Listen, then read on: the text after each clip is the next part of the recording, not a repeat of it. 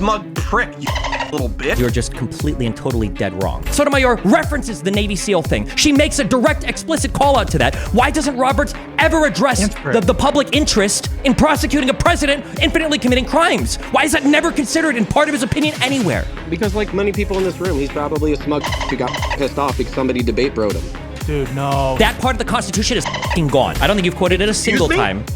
Guys, let's not get into this. Let's not get into this. Just say your point, Connor. You know, if we're stuck with Biden, potentially, there's got to be a way that he can do some sick shit right now to increase his standing and make the Supreme Court justices that put this law into effect look like jokers and also get some accomplished, right? There has to be. Like, in my eyes, I feel like the Supreme Court f***ed up because they made this ruling while there was still a Democratic president in charge. And he has the opportunity to do something based right now, to actually make change. I just don't think Democrats generally think that way. I don't think he would. Yeah. Well, he's trying to make change that would get rid of this decision immediately and force definitions of it to happen. Wait, no, wait, Biden is? That's what I would want to do, right? So right now there's a law in the book that says, essentially, if there's a law in the book right now that says, essentially, if you're a president, you're king. You can do whatever the you want. It's hard to get away from that, right? Using the military, I can remove whoever I want to, detain them, Some things kill basically them. just can't be criminally questioned, kind of, yeah. Yeah. So I could go and I could, if I was president, you could go and detain Supreme Court justices indefinitely in Guantanamo or something. Possibly, yes? Sure, yeah. Well, is it possibly, or is that how it's written? It feels like there's in not my a lot opinion, of... that seems to be the case. That's how that's written, but right. So what do you think is the drawback if right now Biden goes and says publicly to the world, I've done this. This is a right that the Supreme Court has given to me, and I will be appointing new Supreme Court justices moving forward. And then after that's done, maybe he could. It's just really extreme. Yeah, so what's the option? He doesn't do it, and then we actually have a perma-king after this. If Biden does not use this ability given to him right now, and Trump or someone else comes into office with this law, we have a perma-king. That's the end of democracy. No? Here's an issue with all of these thought experiments. I don't disagree with you on this level, okay? But I would go one level higher to this. The issue is that what people don't realize is that democracy only works insofar as like the public wants it to work. I think we even in some of the federal spheres, right? Like it requires a public that is dedicated to the principles of democracy, to uphold the principles of democracy, and to further the principles of democracy. If the republic, no longer is supported by a people that want democracy, then who am I to say that we should remain that way? Do you understand? Like we tried to force democracy in Iraq, or with the Palestinians or whatever. Listen, yeah, that's fine. So if the Supreme Court has said we have kings now, then I expect to have a king right now. Oh, if you want, I think I would just leave. I think I would probably just move. Oh, that's like the I don't want to just move. Oh. I'm here. So if under your logic, if the public has determined and the Supreme Court has determined that we get kings now, I would like to have a king right now.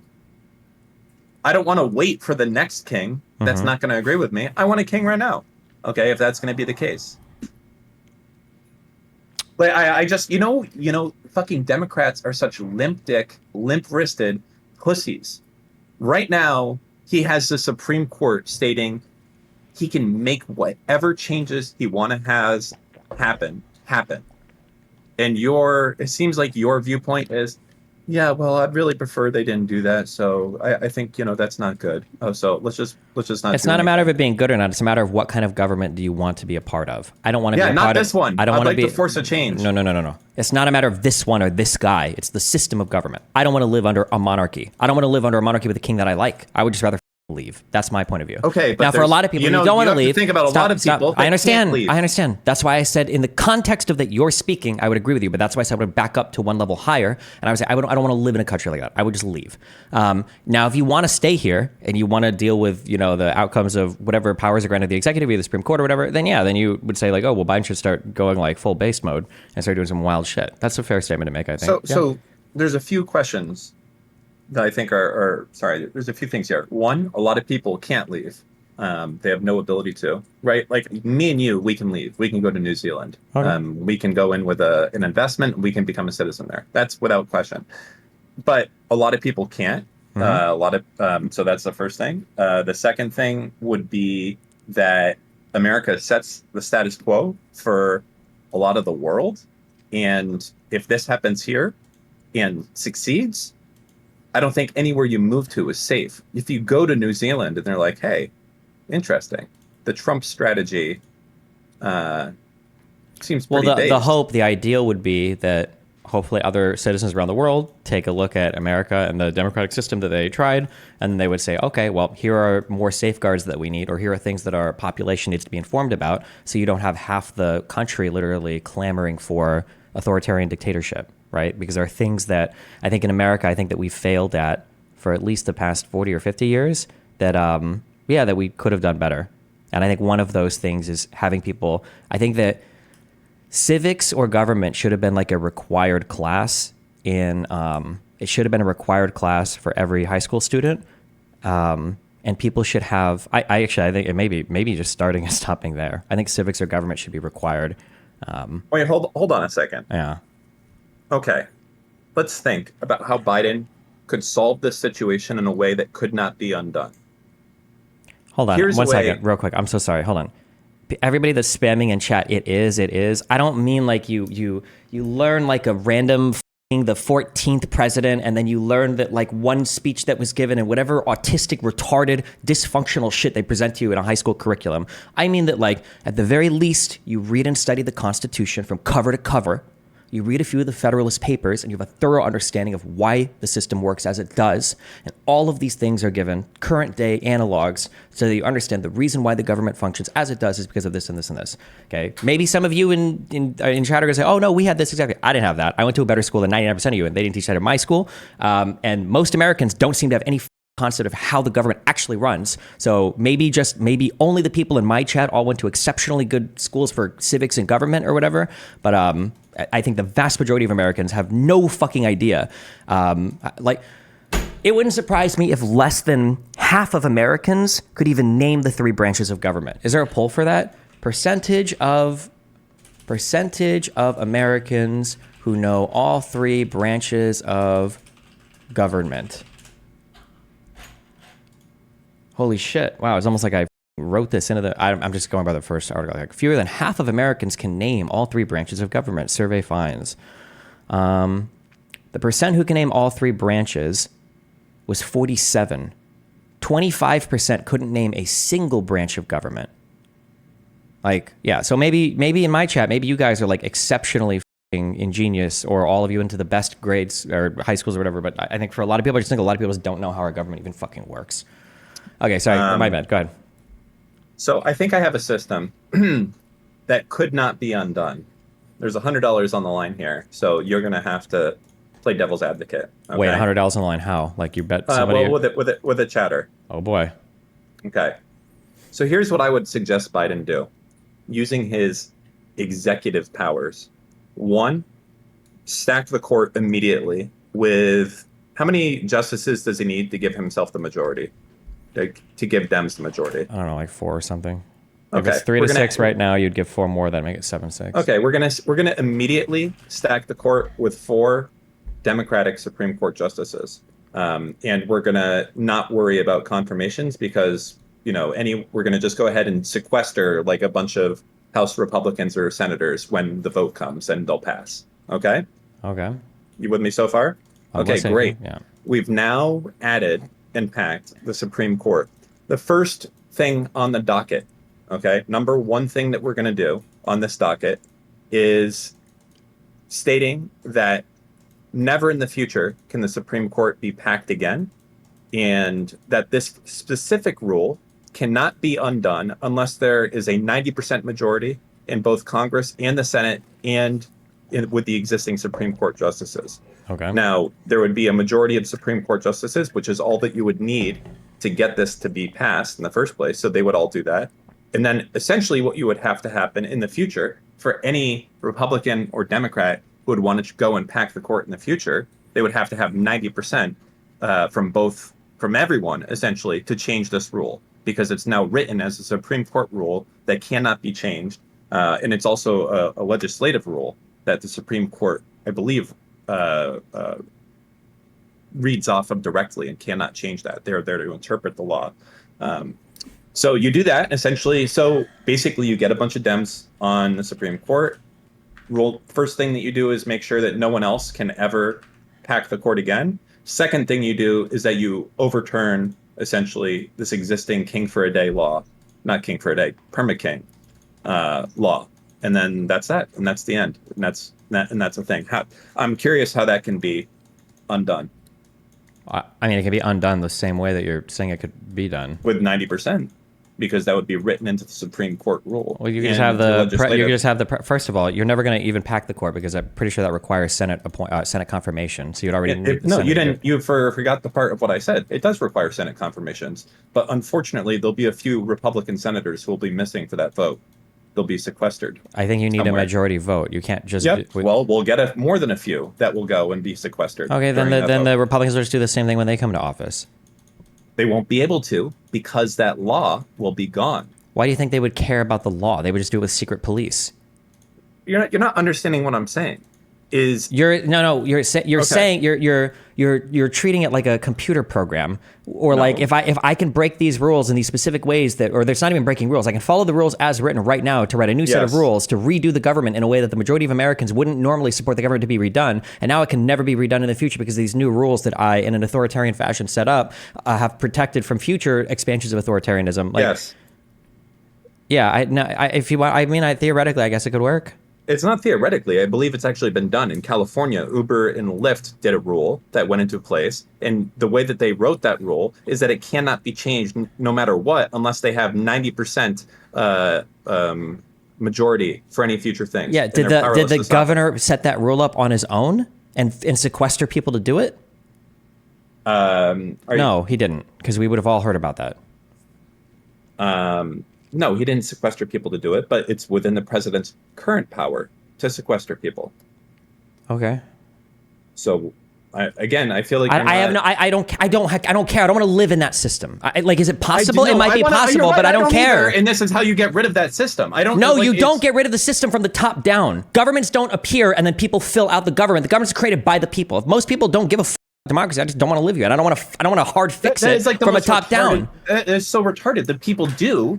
Okay, the Supreme Court unilaterally, them specifically, have the country. Not a majority of that Americans. Is not true. No, Americans have the country. Okay, I don't we agree. Absolutely did. The Barack Obama. No, you're wrong. Okay, because right now, if you were to go and poll, no, you're wrong. The majority of Americans do not want kings. Okay, and I can tell you that right now. If you go and even poll all of our Republicans out there, hey, should Biden have the power to go right now and have Trump detained permanently? What do you think they would say? No. Okay, so it sounds like we'll ask them if they should have the power to have Biden detained permanently. They'd all say yes. That's the point. Yes, but the point is that you can go and state these questions to the majority of Americans so that they're going to be like, okay, yeah, having a king is not good. Yeah, Trump might do some stuff that I would like as a king, but you know what? I don't want Biden having this power, so that law should not exist. So that's not how conservatives think. They don't think that way. Well, then you would ask them a question. Hey, there's currently a law that says Biden can kill Trump. They would say, no, that law shouldn't be allowed. But then if you say, well, should Trump be able to do it? They say, well, Trump should be able to do it because he's got a really good reason for it. That's what they would say. I disagree with you. Okay, listen, tomorrow, I'm going to have my parents are going to come when I pick up Nathan. We're going to go out to eat. You can come and talk to them, and they'll say shit like this, literally verbatim to you. They'll say it. They're like, Well, no, hold on. What percentage of Americans do you believe would say, if you were to ask them, hey, should Trump have the ability to throw anyone in prison, and even maybe to kill them as well? Any American without questioning anything whatsoever. Just anyone he doesn't like. What percentage of people do you think would say, yeah, I think he should have that ability? I don't know, like 45%, whatever percentage are Republicans. That is the most delusional thing I've ever heard you say. I want you to think about that again. Even diehard Republicans. Tell me Donald again, Trump has literally posted multiple times that he would suspend the Constitution, and he still has like a 95% approval rating in the Republican Party. What more evidence do you need than that? Okay. Donald Trump literally tried to change the last election in multiple ways, and he still has infinite support from conservatives. What more proof do you need? I think that you are taking people that are like supporting Republicans over Democrats and going along with the things they don't like. Hold on. Listen. I'm sorry. Okay. I understand. If you follow politics in every way, whatever, there are no Republicans and Democrats right now. The Republican Party doesn't exist. There is a party that has been completely absorbed by Donald Trump, okay? Do you remember McCarthy? Yeah. My parents hate McCarthy. He was like the most Trump loyal person ever, and they call him a rhino, okay? Republicans do not exist at all as a party anymore. It's a group of people that follow Donald Trump. That's it. That's why every single senator and representative, all the lawmakers are allegiant to Trump. It's why you need, like, Trump tries to back people in elections, and sometimes it works, sometimes it doesn't. Let me ask you a question. It's important, the framing. I agree, because if you ask the wrong question and you lead it, you're going to get. It's not about Let me finish. Let me finish. Oh my God. No, don't stop. Yeah, I know. You're saying like, oh, well, if we pull somebody on this, it's not about the polling question. It's about what do people vote for? Okay, go ahead. Tell me about the hyper-specific poll that you would ask a person. Let me know when you're done. No, go ahead. Sure? I'm done. Sure? Yeah. I can go. I believe it's about leading questions. Okay. So I think the important thing is, currently there's a law that says whoever is president can kill whoever they want. Right now, Biden is president. Maybe in the future, Trump will be president. This means that whoever is president right now or in the future could kill their political rivals. Do you like this law? Do you think it should remain? That is a neutral question to ask. What do you think the results of that would be? The vast majority of people would be against it, Dan. Okay. I think that if the vast majority of people are against the specific law, that's what matters here in getting rid of that. It doesn't matter at all, but See, the thing is, you're just completely doomer-pilled on all of this whatsoever. I don't know what to say to you. It's like so wild to me across the board. Most Americans do not agree with what the Supreme Court just did. Okay? Now, if you could spin what the Supreme Court did to being like, oh, Trump won, then of course you're going to have a lot of Republicans be like, yeah, I love this decision. Trump won. Yeah, I love that. But if you just frame it as the actual law, hey, how do you feel about the fact that whoever's president? You are correct. You are correct. If you could find ways to run the government by locking people in rooms and framing everything as a neutral question, then you can get people to vote in certain ways. No part of our system works that way. So I don't know what the relevance is of the in a vacuum question. Okay. Here's a question. If you were to ask the majority of Republicans, do you think that people should get felony convictions for buying guns and doing drugs, like smoking marijuana on video? I think the vast majority of Republicans would say, the ATF, government, you should never infringe on our gun rights. But if I say, well, Hunter, that guy, I'm glad that he got convicted. It's long overdue that he got caught for this, and he should never have a firearm in his life for that.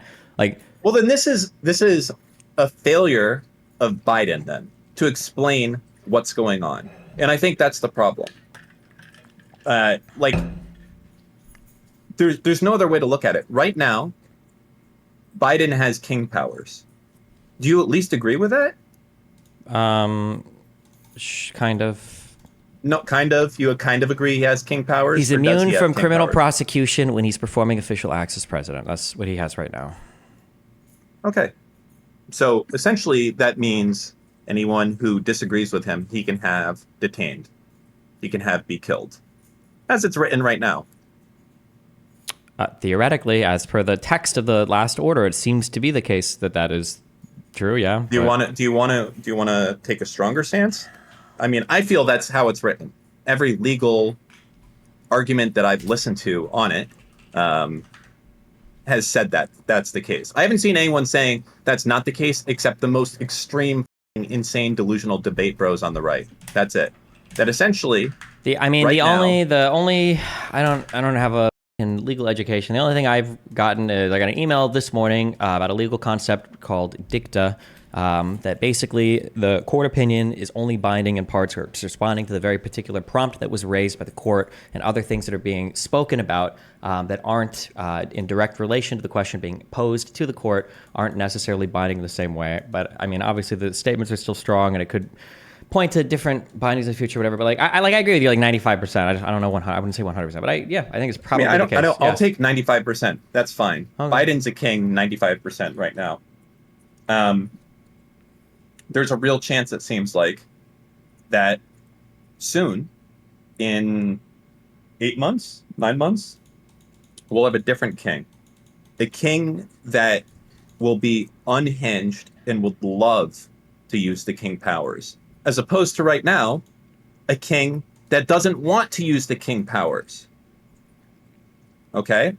I think that's his mission in life right now should be to stop this from going into effect before the next presidency, under any means he can bestowed upon him by the Supreme Court ruling.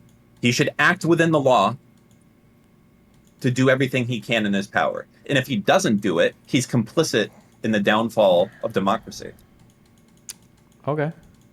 Just okay? You don't agree? You think, no, I don't agree. Sorry. I think Americans have voted for it every part of the way. If the majority of Americans vote, you just don't like my opinion. You're not going to convince me with this retarded argument. If it's good for you, that's fine. I don't want to live under a king that saves democracy. I don't know. First off, a majority of Americans don't want it. So you're not even true there. Okay. The best you got was saying 40% of Republicans want it.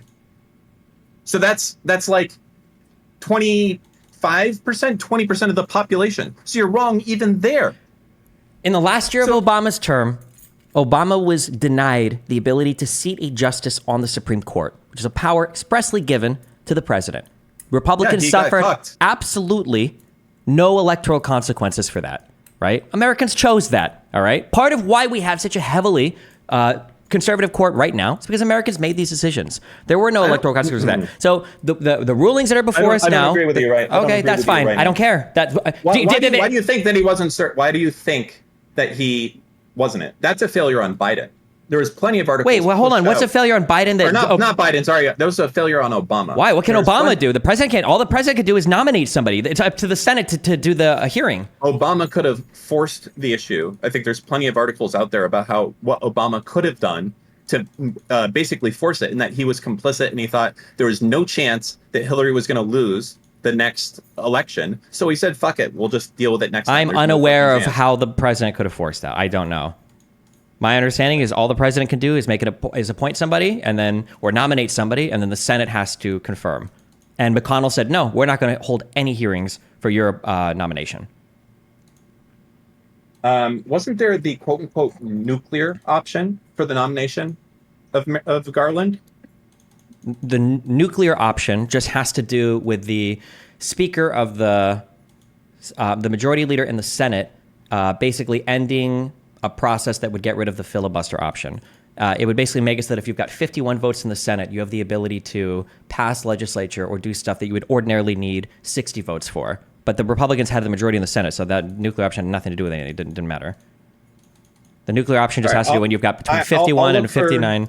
There's nothing the president could have done. I'll look for like better things, but I believe. Listen, I thought I was reading. I've read things before about mechanics and essentially influence and whatever else that Obama could have done to force the issue of the nomination of Garland. I mean, he shouldn't have had to. This is a power that's... No, he shouldn't have had it, but you know what it always feels like? It feels like Republicans play dirty tricks and they abuse the letter of the law and they push it as far as possible to get their means across. And Democrats and people like you roll to the side and be like, yeah, you can me. I don't really want to live in a world where I want to live in a democracy. That's the type of cover that I want. If you've got to play, but you're not being ruled by the problem is you are in a democracy, but you're letting the minority come and you. It's and you're just sitting there like, wow, I really wish that wouldn't happen. Right? Even right now, you acknowledge that only 20% of Americans want this king shit to exist. 20%. yeah, but the rest of don't. conservatives are complicit with it. So that's how the system works. I don't know if complicit is the right way, but even if you take that,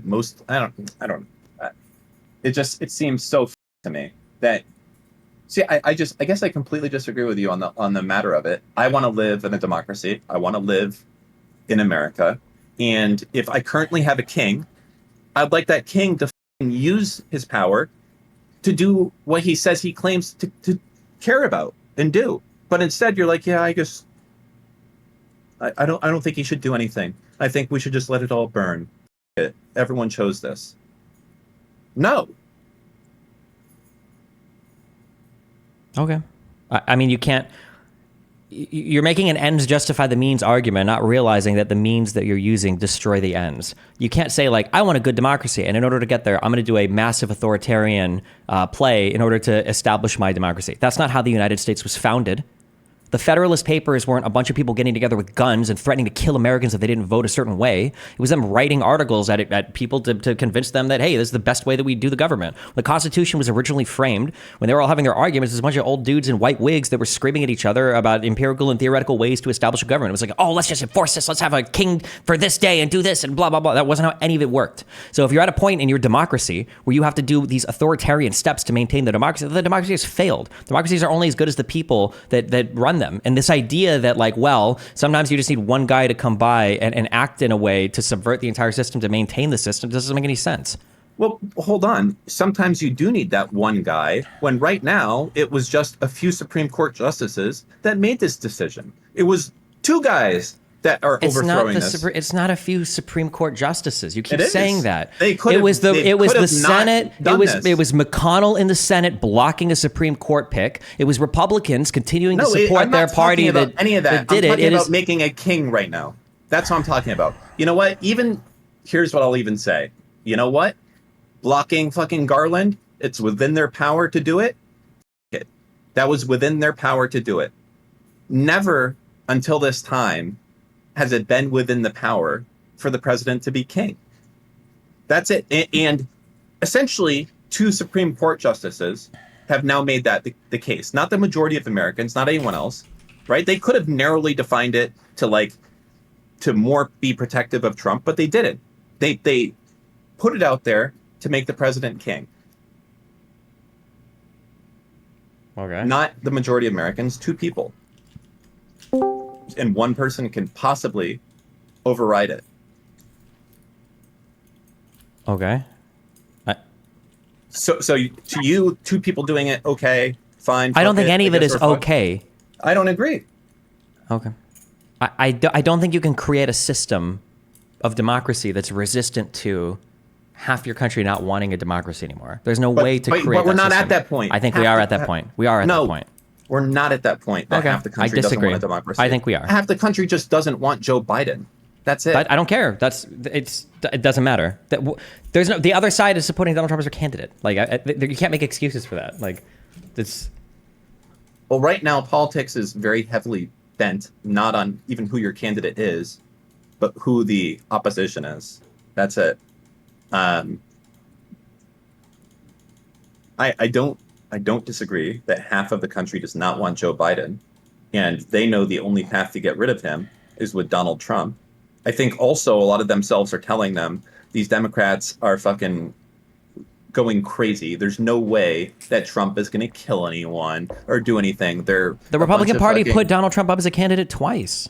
I understand that. Okay, I get that. Or not twice. I'm sorry, 3 times, right? If you asked any Republican voter, what do you think the odds are that Trump would kill anyone? They'd probably say, there's no chance. That's ridiculous. That's stupid. I think there's too much at stake to just be like, well, you know, we chose this. There's a certain level of, I'll put it this way. We elected Joe Biden. The majority did.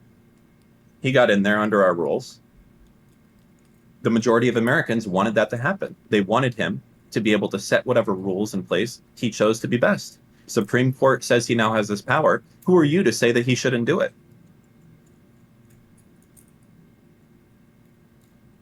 That's your argument against you. You're saying right now a majority of Americans don't want it, but guess what? A majority of Americans did want Joe Biden to be in there, to do what he could to make America great. So how do you go against that argument? Well, I mean, we're having our next election. I mean, we'll see who wins, but what do you mean? You're not listening to me. What I'm saying is that the majority of Americans want Joe Biden right now, or maybe not right now, but they voted for Joe Biden to do everything he could to make America the best place he could under his plan of what he wants for America. We voted for him to be the commander-in-chief. You make the changes that you think are the best, the majority. So who are we to say that he shouldn't do this to make America better under I his didn't vote plan? for Biden to be an authoritarian leader. I agree. You didn't. But the Supreme Court says he has this power. Are you saying he shouldn't use the power Supreme Court has given to him?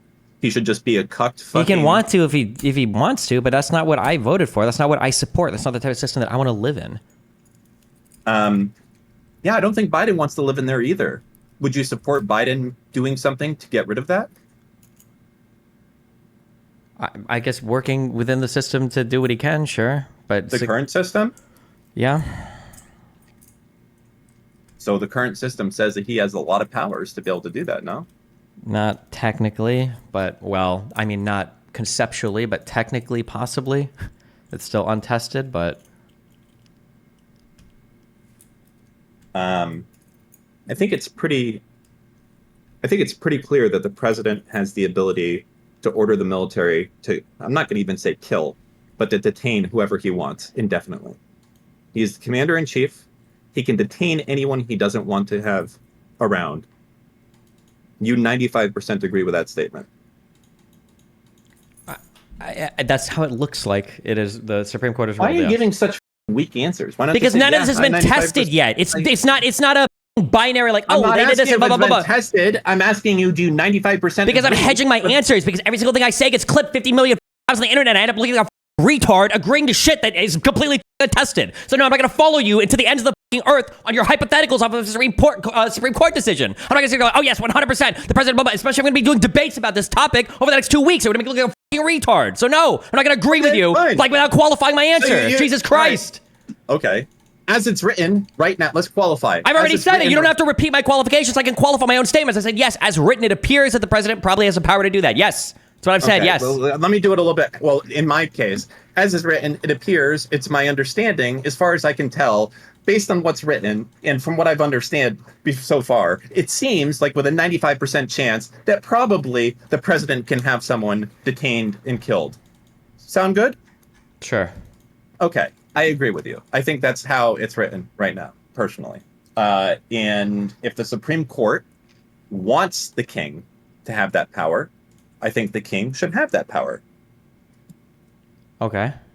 And right now, we are lucky that we have a king that doesn't want that power. We have the Jon Snow right now in charge, okay? Everyone wants Jon Snow to be the one true king, okay? And I don't want it. Okay, I can't do a good Jon Snow impression. He doesn't want it. We are so lucky that we have... You can't, you're repeating the same... Are you just going to repeat this over and over again until I agree with you? I'm not going to agree with you ever.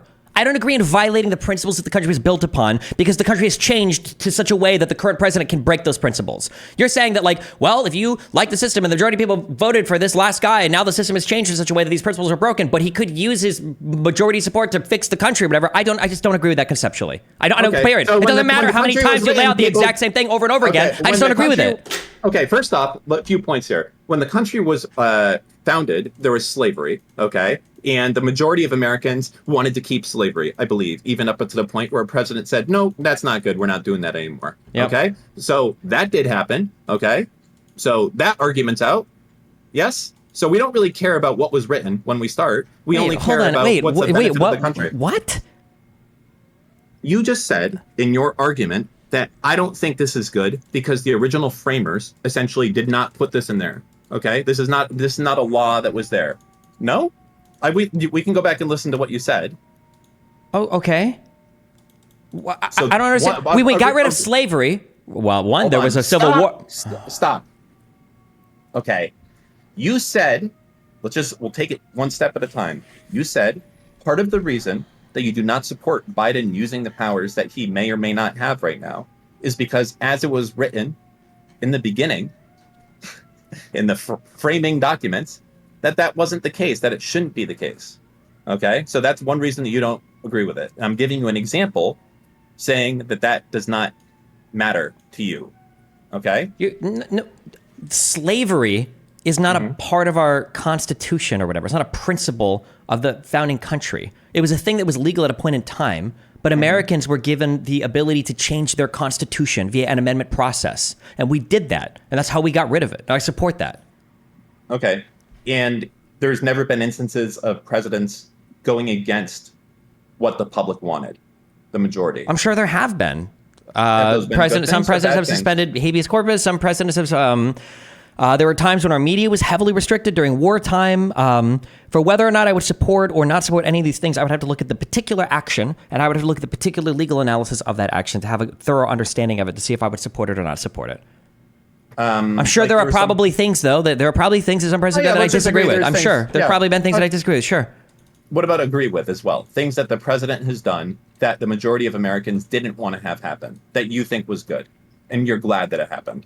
Probably, yeah. I'm sure. Yeah, I'm sure there must be things. Okay, that so that argument is that. So that argument's out there. I don't think I've ever used that argument for anything in my entire life, but okay.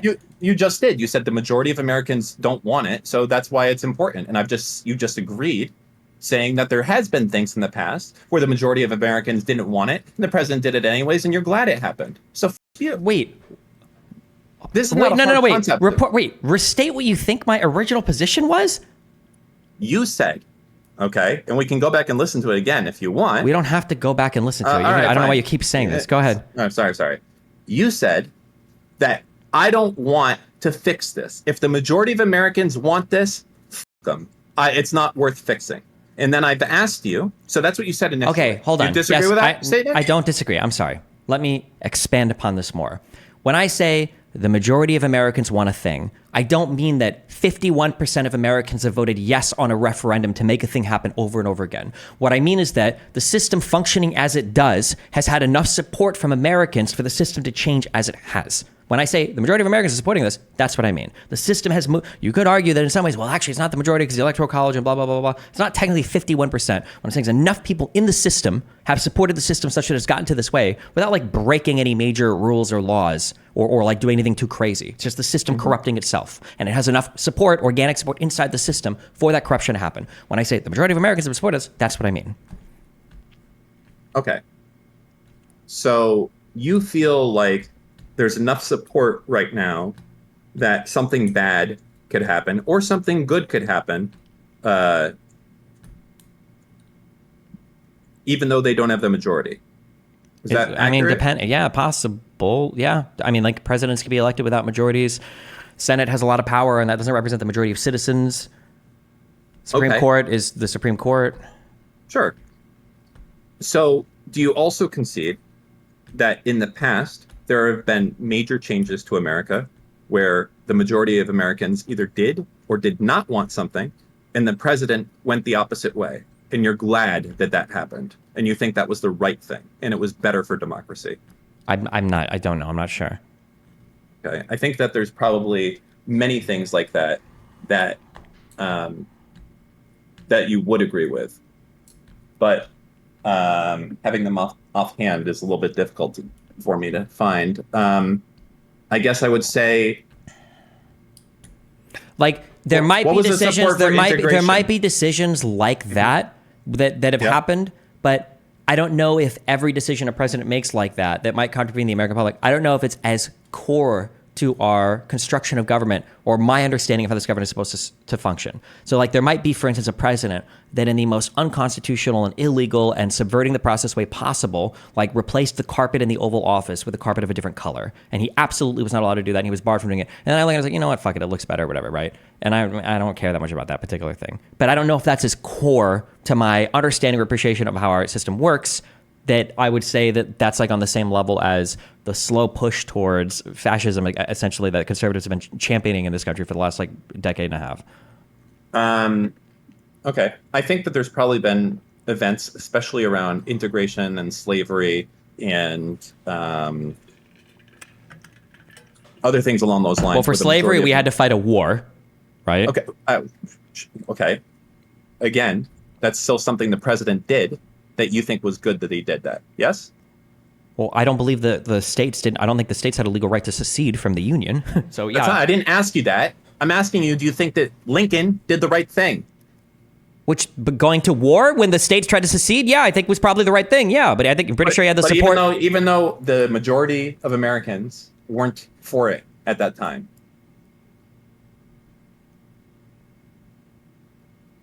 Even though the majority of Americans weren't for it at the time, I don't even know if that's true. Because if you're seceding from the state, I don't even know if they were voting or how. I don't even know how the electoral system was even working at that particular time. Okay.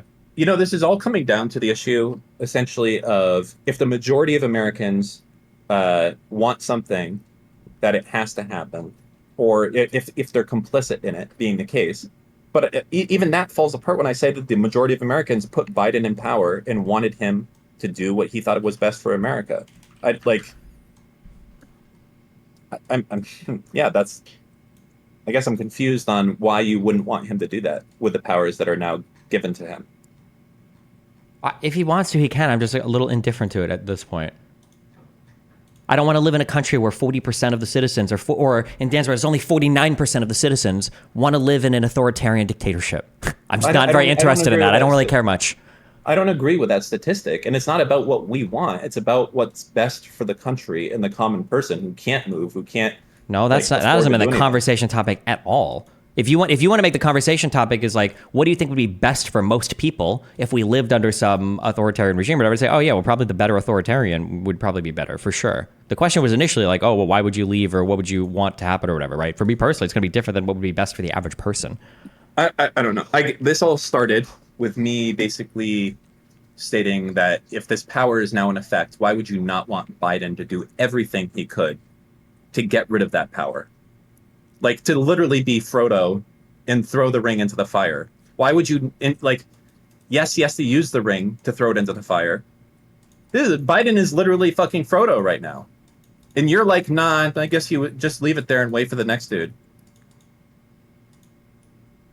I'm pretty sure I think the analogy probably more closely matches you saying that Frodo should just wear the ring the whole time to go to the mountain. That's essentially what you're saying. No, what I'm saying right now. Actually, hold on. I'm sorry. Actually, it fits perfectly. No, it actually fits perfectly. That's a great analogy. Yes, correct. That Frodo thinks he needs to wear the ring in order to destroy it. And at the very end, if it weren't for Sam, he literally would have put the ring on and just walked out and just worn it forever. Kamala. Because absolute power corrupts absolutely. Yeah, as soon as you start holding on to power like this, it's hard to know if you would ever give it back or if the system would change fundamentally. Yeah, I agree that would be bad if that happened, but we would hope that wouldn't happen. Of course, there's no predicting Biden becoming a fucking madman and going insane. But if you're asking me, do I think that Biden should put on the ring to destroy it by any means possible, then I think the answer is yes. This is such a damaging thing that's done. I completely support him doing anything in his new powers to throw the ring into the fire. Absolutely. Okay, that's fine. You can have that position. I think it's and your position is that Biden now has the ring, and he's just going to leave it on the table for Trump to use. My position is I have no interest in participating in a system where we have to use fascism to fight fascism. It undermines the entirety of what I think the system should be. At that point, whatever you've created afterwards is not legitimate. You're not going to have that support in the future anyway. You haven't done anything to get rid of the base that led to those exact same things happening. No, this is not fair because the base didn't write the rules. The base doesn't like... listen, there's been divisive politics for years. It's not new with Trump versus Biden, okay? The Republicans have always hated the Democrats and vice versa. The only thing that has changed here is that the Supreme Court has put out an insane ruling that makes the president a king. That is not something the majority wrote. That is something that they unilaterally didn't just happen. With their we own didn't just power get here immediately. We've been taking a lot of steps to get to this position. Like, there are a lot of things that have had to happen in the past, even just 2 to 3 decades, to get to the position that we're at now. It didn't just happen in just one crazy random Supreme Court decision. No, you're wrong. Okay. Okay? The Supreme Court could have written this decision at any point in time if the case came to them. No. True or false? No, they False. couldn't.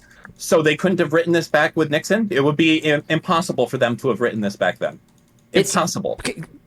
No other president that I'm aware of in history has tried to take a case to the Supreme Court to ask for full criminal immunity. I'm not aware of that even happening. So you had it. One, you need the case, okay? You need the case of a former president committing fucking crimes and then going to the Supreme Court and asking for immunity. So that's one thing that has to be, okay? But not only do you need that president, you need somebody who would support a person of that character, of that moral fiber, Nixon okay? And Jaworski then you would appeal need directly to the Supreme Court. For what? You just said they've never, no president has ever appealed to the Supreme Court before. Nixon did this. For civil immunity for firing an employee. When And Nixon got caught doing so Watergate, it would be so unreal for them to come out and say, as insane a ruling that Trump didn't even ask for, by the way. That's one of the things that you take away from reading this, is that the Supreme Court went so far, they couldn't even, the Trump's attorney couldn't even fucking believe. Sure, but they were still asking for forms of criminal immunity. Nixon didn't ask for immunity over Watergate. He resigned immediately, and then he accepted a pardon from Ford, which is an admission of his crimes, and then he walked the away. It wasn't even a thought in Nixon's mind that he could go to the Supreme Court and say, hey, actually, can I get full immunity from this? Trump's attorney's mind, or it literally is. Yes, they went to the... No, it was not a thought in their mind that when they went there, that they would get the result that they got at the end of the day. No, but they were still asking for forms of criminal immunity, just not as much as they got. But they were still asking for it, of course. Why the fuck do you think they were in front of the Supreme Court? Yeah, I understand that, but it was the Supreme Court specifically, not the majority of Americans, not anyone else. The Supreme Court could have come out with a very narrow answer to this, which would have kept Trump from going to jail, but they didn't do it. They gave God power to the president. That's what they did. Okay, they could have come out and said, listen, under this very specific case, when this happens and there's this dude in the room and this dude is not in the room, and under those cases, we say that you're immune. But they didn't. They were just like, if you're a president, I don't disagree that they could have ruled differently. I'm just saying that it's ignorant to assume that it was just one Supreme Court decision that landed us where it's at. It's not. It's been a whole chain of events that have happened over the past couple decades. Listen, the Supreme Court could have appeased the entirety of their base without making Trump or Biden become a king. They could have done that. They could have given Trump the immunity that he needed to escape whatever shit he's in. Which they probably have already done. They could have done that, okay? And they didn't. They went further. Unilaterally, without the support of the majority of Americans, okay? And if you ask the majority of Americans, do you think whoever is president should be able to kill whoever they want? They would all say no, okay? Not saying Trump, not saying Biden, just should whoever's president be able to kill any congressman or senator? They would say no, okay? And that's a fact. So the Supreme Court, okay, 2 of them, I guess, would be the majority into that case, with their own power, set this rule into place, changing the nation. Those 2 people, not the majority of Americans, 2 people set us on this path. And your argument to this is, well, Americans will just accept it, so f*** it.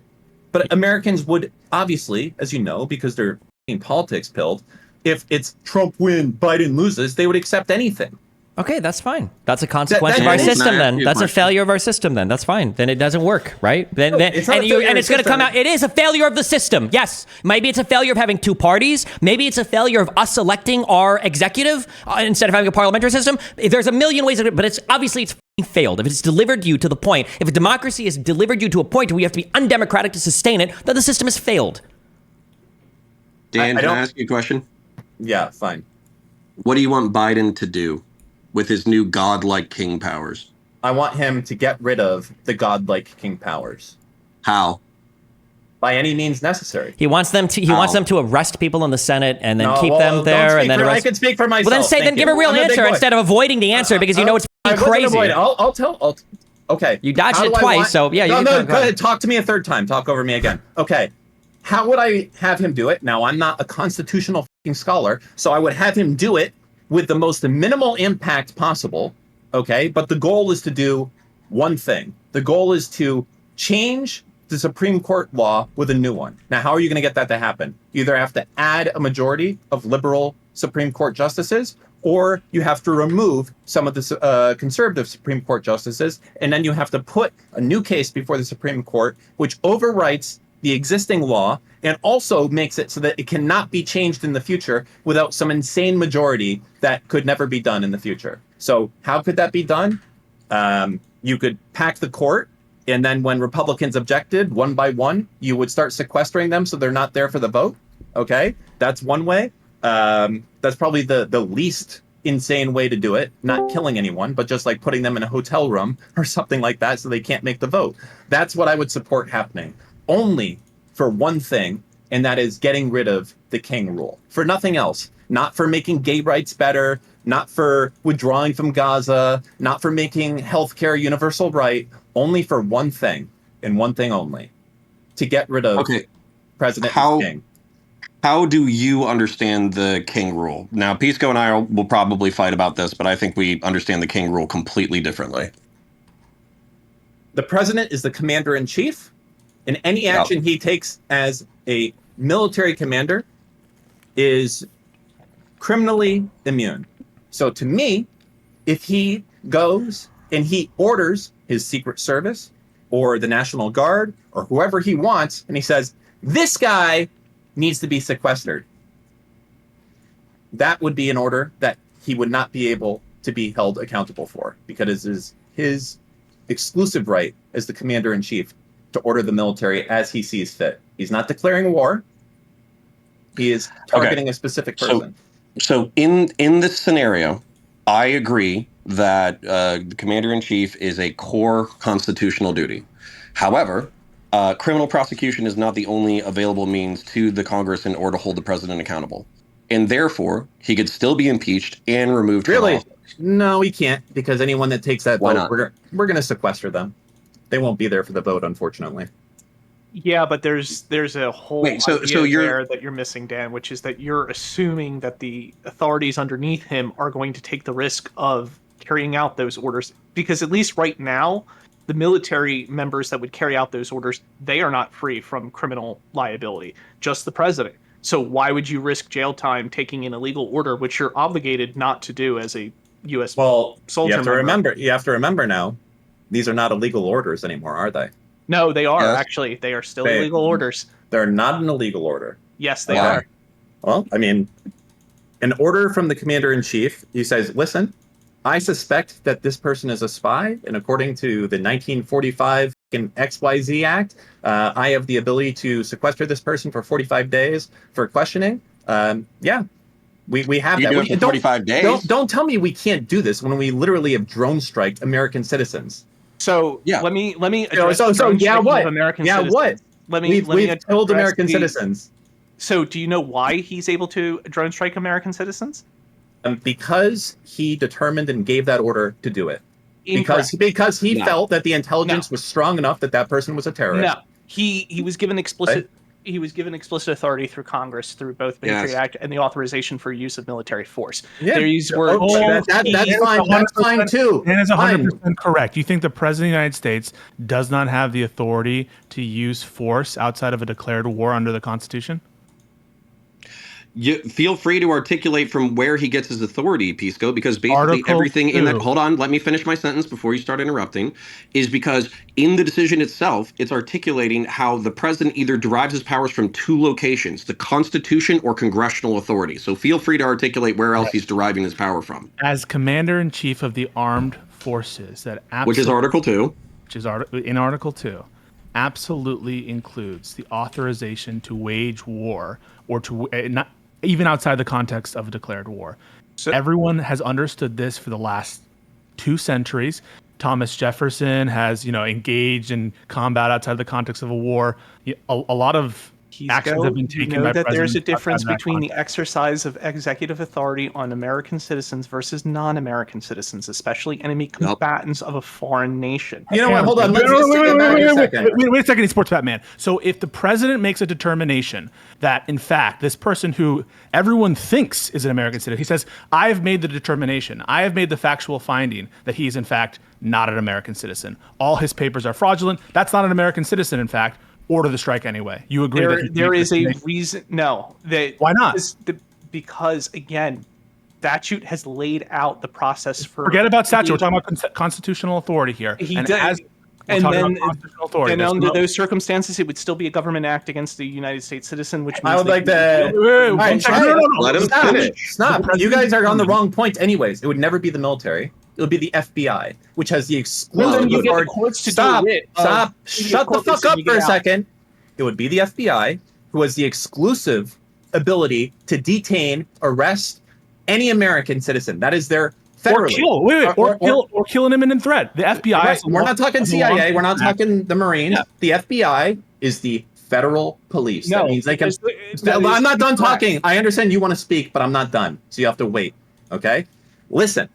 The FBI is federal police, and they have the ability to arrest anyone in any state in this country. Okay? They can do that. Now, many times, okay, a crime happens in a state specifically, and local police handles it. However, it is absolutely within Biden's power to go to the head of the FBI and say, I want you to have the following senators investigated for child porn. And the FBI guy in charge might be like, you know what, that seems a little fishy. I don't know if I want to do it. And he said, you're fired. I'm appointing someone else. He does it. The next guy, I want you to have the following senators investigated and detained for child porn. And that guy does it. Okay? That is within his power to have that done. Okay? In getting rid of someone until he finds someone, then he gets it done. And you know what? Shit worse than this has happened. Always within his power.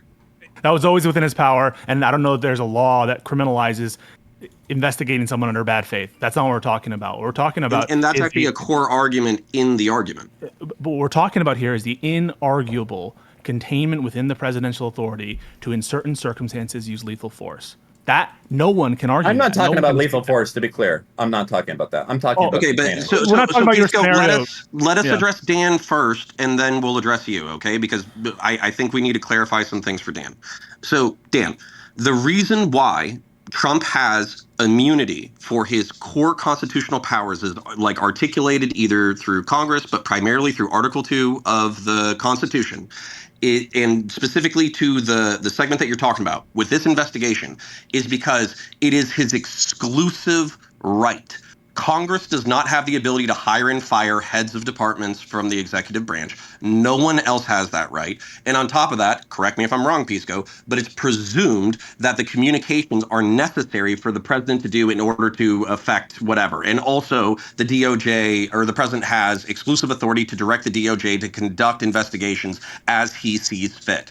So therefore, the reason why this is a core and immune ability, power, authority, whatever you want to say, is because it's the president's role alone. That's why the court is arguing that he is immune. Hang on. No, wait, hold on. Real quick, hold on. Nothing that you just said requires him to be immune. The reason why the court gave him immunity is because they said that it would, I think it was two major reasons. Proper functioning. No, it would kind of, yes. There's two reasons. One is because they feel like it would be a violation of separation of powers because it would essentially give judicial reviews over core executive acts. And two, it would intrude on his ability to perform those acts with the vigorous energy needed for the executive. Those were the two reasons. Basically without political consideration. Thank you. Yes. Those are the two reasons that the court gave, okay? So both those reasons are likely bullshit, but those are the two reasons given.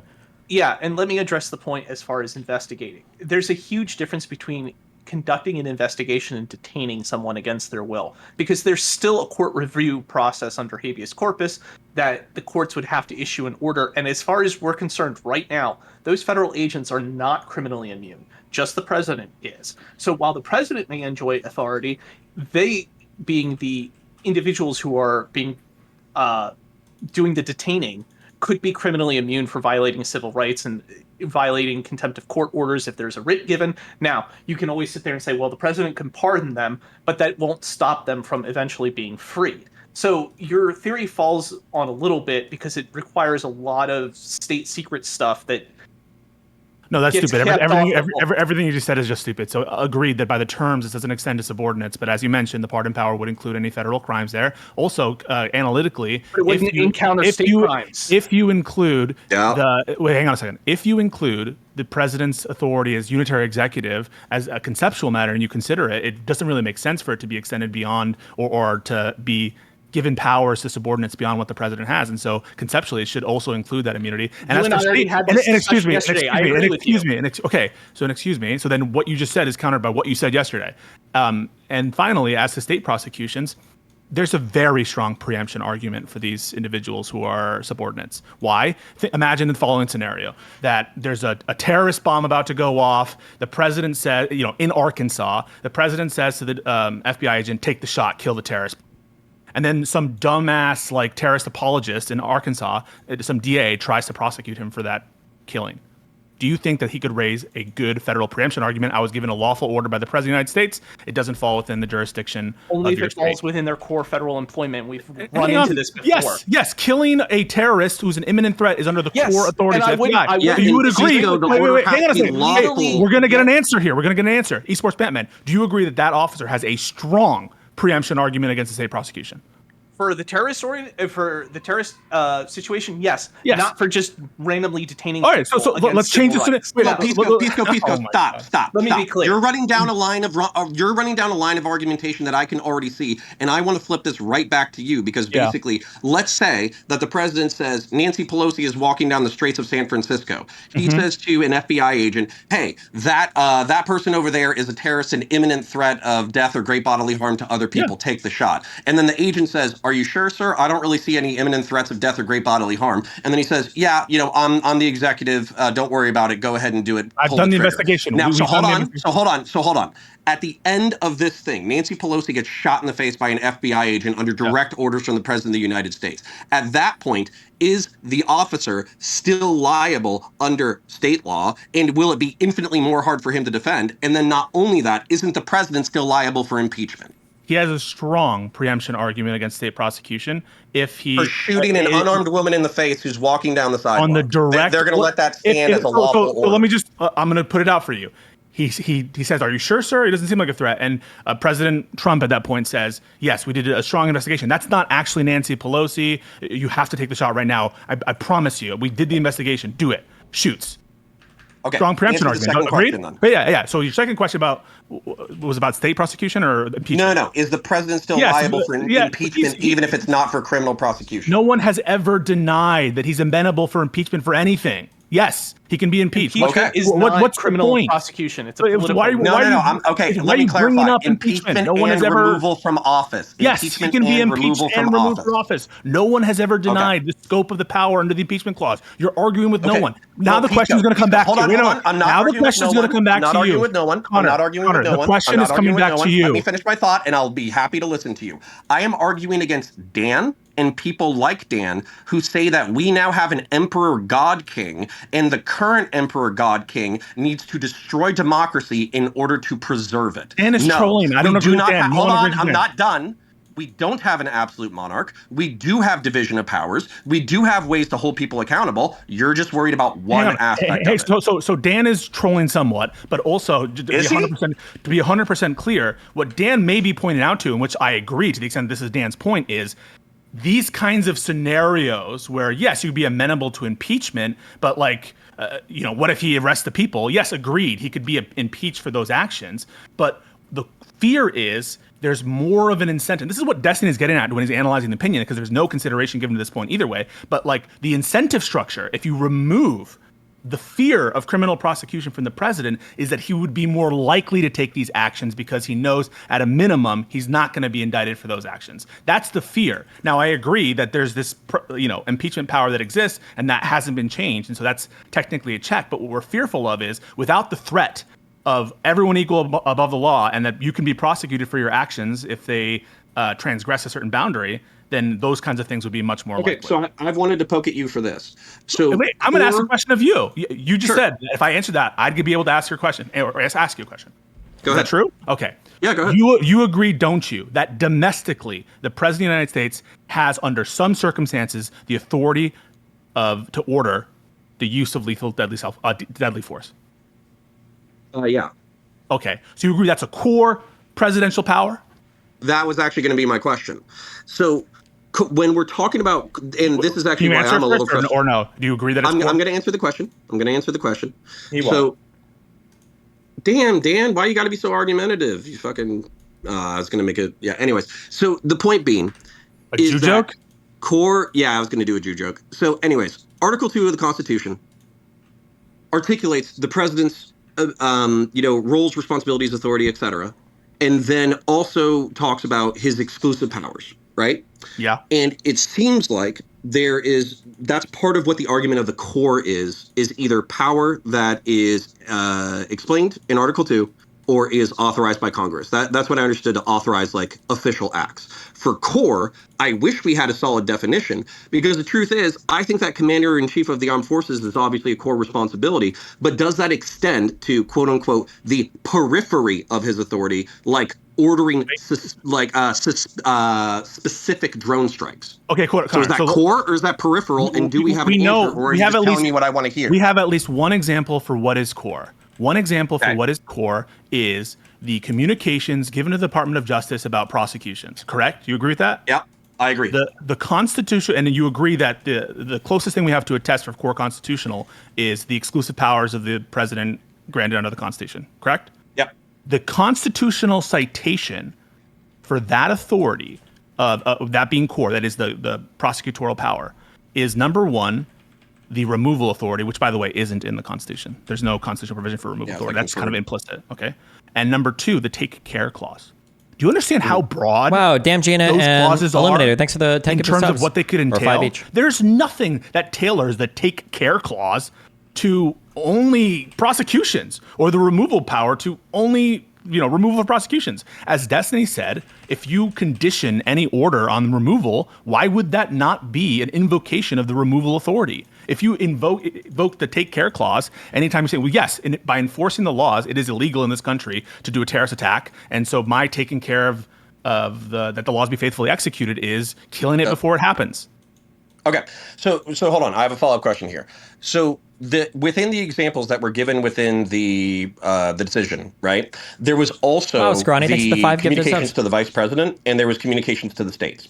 And what I found interesting when we're trying to define core versus peripheral is they kind of didn't give us an answer when it came to the vice presidential communications, because they said, obviously, like, communications between the president and the vice president on decorum and official matters or whatever, these are going to be privileged and part of his official duties. However, the president pressuring Biden in order to modify his behavior during the thing is not something that's authorized to the president in his abilities. Therefore, we remand it to the lower court to make a decision. So that, for me, is where you could throw like that federal enforcement of laws is a core authority of the presidency.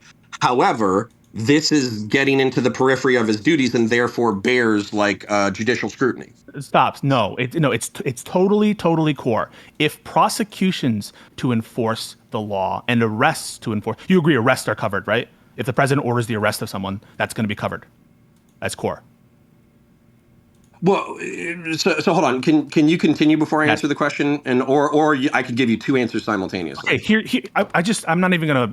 I'll ask you the question after. If the executive branch, as described by the court, is described as the embodied in the person of the president, they're a branch unto themselves. If anyone in the executive branch has the inherent authority to arrest, as everyone agrees they do, it's a part of enforcing the laws is arresting people. And so before we get to killing, don't you agree that a core power of the president, if anyone has that power in the executive branch, surely the president of the United States has that authority as a core power? Okay, so can I give you a hypothetical? You know what? I'm going to just tell you both to shut the fuck up. You guys have been going on for so long about the least important part about this. The president, without a doubt, has the right to detain people. It's so obvious that Dan, even as Ray, Dan, shut you the fuck fucking up. moron. Stop. Don't fucking moron me, or you can go talk to yourself in a fucking mirror. Have you read any of this, Dan? Yeah, I know that as recently as in July 12th of last year, Rosendale was trying to do amendments to get rid of the AUMF, which allowed it to detain American citizens without cause indefinitely. So it sounds like there's still the ability for the president to have people detained indefinitely. That's under the case. And it could be the guys who say, oh, well, that's only for terrorists who were at 9/11 or whatever. It doesn't matter. All it takes the president to be like, you know what? These guys, they're trying to destroy democracy. That was covered under the 9/11 bill. You know what? These guys want us dead. I want them detained. And that's all it takes. I don't know why the fuck we're going on about if something's core or not. It doesn't fucking matter. The president can act. Moron. No, you're the fucking moron. You're over there arguing for shit that no one even does it. Hold on, Dan. Oh my god. Oh, so this is a strategy to talk over the other person when they're talking. Here we go. You know what I do? This is a very special strategy. I learned this one from Russ. Is when someone's trying to talk louder than you, what you do is you just put your headphones up over your ear a little bit and you keep going, and then they're screaming at you. I'll wait for you to stop, and then I want to tell you something. You can't hear them. And then you can just kind of talk about whatever you want to talk about. And eventually they give up, like the fucking beta male that they are, like you right now. Shutting the fuck up. That's what I thought. I give you permission to speak, dog. Go ahead. Speak to me. Okay. I'll speak to you right now, Dan. So, Dan, you just said that the most principal disagreement between the Chief Justices of the United States of America is boring and not relevant to the fucking conversation, and we've been circling it, when it's the crux of the fucking issue, you goddamn moron. You spent 40 fucking minutes talking about presidential power that hasn't been given to the president, and you've been grilling Destiny on it, but you don't know what the fuck you're talking about because you didn't bother reading the decision, you didn't bother reading the indictment, you didn't bother reading the AUMF 2001, you didn't read any of the fucking documents related to the fucking case. So the reason why it's boring and irrelevant to you is because you're a fucking ignorant, smug prick, you fucking little bitch. Okay. So Dan, you're wrong on your interpretation of the detainment clause. It happens to deal with the theater of war, and the reason why you're able to detain somebody who is a member of Al-Qaeda or any other terrorist group is to remove them from the field of combat. The idea is the same as a prisoner of war, which is the idea of, hey, until hostilities have concluded, you're going to remain in detention so that you're no Why are we talking about the AMF? Why are we talking about this? Why are we talking about AMF? It doesn't make sense. It has no bearing on what we're talking about. Okay, Dan brought it up. Everyone wants to just keep talking. Listen, I know for a fact the president can have people detained. Okay, they can do it today. Yeah, no, but that's so obvious. It doesn't even need. Well, no, apparently it does because Counterpoints apparently does. They can happen. Right? That's it. So regardless of the mechanism. Yeah. When did I say that? You stupid. Oh, so you haven't answered. You keep giving this fucking wide, well, technically, if you look at it under the Supreme Court rule, just say the president can have anyone detained. Can the president have anyone detained? Can the president have anyone detained? I can go and do this all day. Can the president have anyone detained? Yes or no? That's right. They can. Okay, that's cool. That's poggers. So what I'm suggesting. Legal challenges, Dan. Oh, really? Not if you detain all the senators. Okay. Hold on. Okay. Because I don't want to wait. Okay. Because I don't want to bleed all my stream time when you guys just screaming at each other. Okay, Connor. No, I do. What did you come in here to discuss? He thinks the hypotheticals. He's muted, but he thinks the hypotheticals are fake. That everything we're talking about is not true, and that I think you're saying we're fear mongering, aren't you? I'm waiting for Counter. Okay, go ahead. Okay, Counter. Okay, wait, hold on. Okay, Connor, give me the first issue that you want to bring up. Okay, the main thing is Dan pisses me off. And okay, that's fine. Don't worry about him. Talking about, I do that to lesser creatures. It happens a lot. I'm sorry. Okay, well, assuming that you're Jewish and superior to everyone is kind of weird. But anyways, so the point being that assuming that President Biden is God King or Trump is God King is just factually wrong to anybody who's read it. Okay, can you give me an example of a thing that you think is blown out of proportion? Yes. So, for example, he can still be investigated for the state level violations. He can even potentially be investigated for the vice president. Hold on, wait, real quick, wait, stop. One thing at a time. Okay. You said he can still be investigated for state level violations. What jurisdiction would a state have over Trump having a conversation with the attorney general or with the head of the FBI? So this is actually argued in the decision where they talk about once the president has fulfilled his legal obligations to enforce federal election law, after that, once he starts trying to pressure state level officials in order to change electoral votes, the argument about whether or not that can be an official act is remanded to the lower courts. That's not because, Destiny's question. Hold on, stop. Bullshit. Jesus, Pisco, I can answer. Okay, hold on. So whether or not that's an official act has been remanded to the lower courts. Okay, so there's multiple things going here. So one, they're remanding it for some of these actions. They've remanded it to the lower courts because the lower courts didn't even begin having that analysis, right, over what was an official act or what wasn't an official act. Okay. Number two, even if something isn't like a core power thing, okay, chances are it can be argued that most of these things are going to be some type of official act. Okay. But three, in order to overcome the presumptive immunity, you have to prove as a prosecutor that there is no danger of intrusion on the authority and function of the executive branch by questioning some of these things and having them like be used in court against the president, right? Do you agree with all this? I agree that that's stated and those words mean things. We probably disagree on what those words mean. What do you think we disagree about what any of those words mean? So, as an example, when it comes to intruding on the roles and responsibilities of the president or whatever, I think that anybody who wants to be alarmist about this decision can make the argument that enforcing federal election law or enforcing federal laws in general is a core part of the president's, responsibilities and authority. Therefore, if you are going to criminally investigate him for his conduct while doing those things, you're going to be intruding upon the powers of the office, right? Well, wait, sure. Just a real quick thing. Hold on. What you just said, that's only true as of like 3 or 4 days ago, right? It's never been understood prior to this that the president would be above criminal prosecution for any of those things. But go ahead. Well, I don't know if I fully agree with that statement, but let's continue with the example. Well, wait, let's stay there because you're just completely and totally dead wrong. Do you think that the president did not have criminal immunity or was beyond judicial review for crimes, for anything that even things that might be considered like a core power? I don't know if I agree with you on that. We have sovereign immunity for almost every major public institution on the planet. Why wouldn't the president's office? What is sovereign immunity? Has nothing to do with this. What do you think? How does it not? Pisco, please explain to me how it has nothing to do with this. Yes. Sovereign immunity definitionally is immunity from criminal and civil litigation. 100%. Please explain that to me. In the context of American law, sovereign immunity refers to the immunity of different governmental structures, either state sovereign immunity or the federal government, and their ability to be sued. Now, the criminal actions refer literally in the decision they say that the president is an institution upon himself, but continue. No, but he's being charged. The person of the president is being charged, not the institution of the presidency. Donald Trump, the individual, is being charged. And so what you have to say about sovereign immunity has no bearing whatsoever on this criminal context. It just doesn't.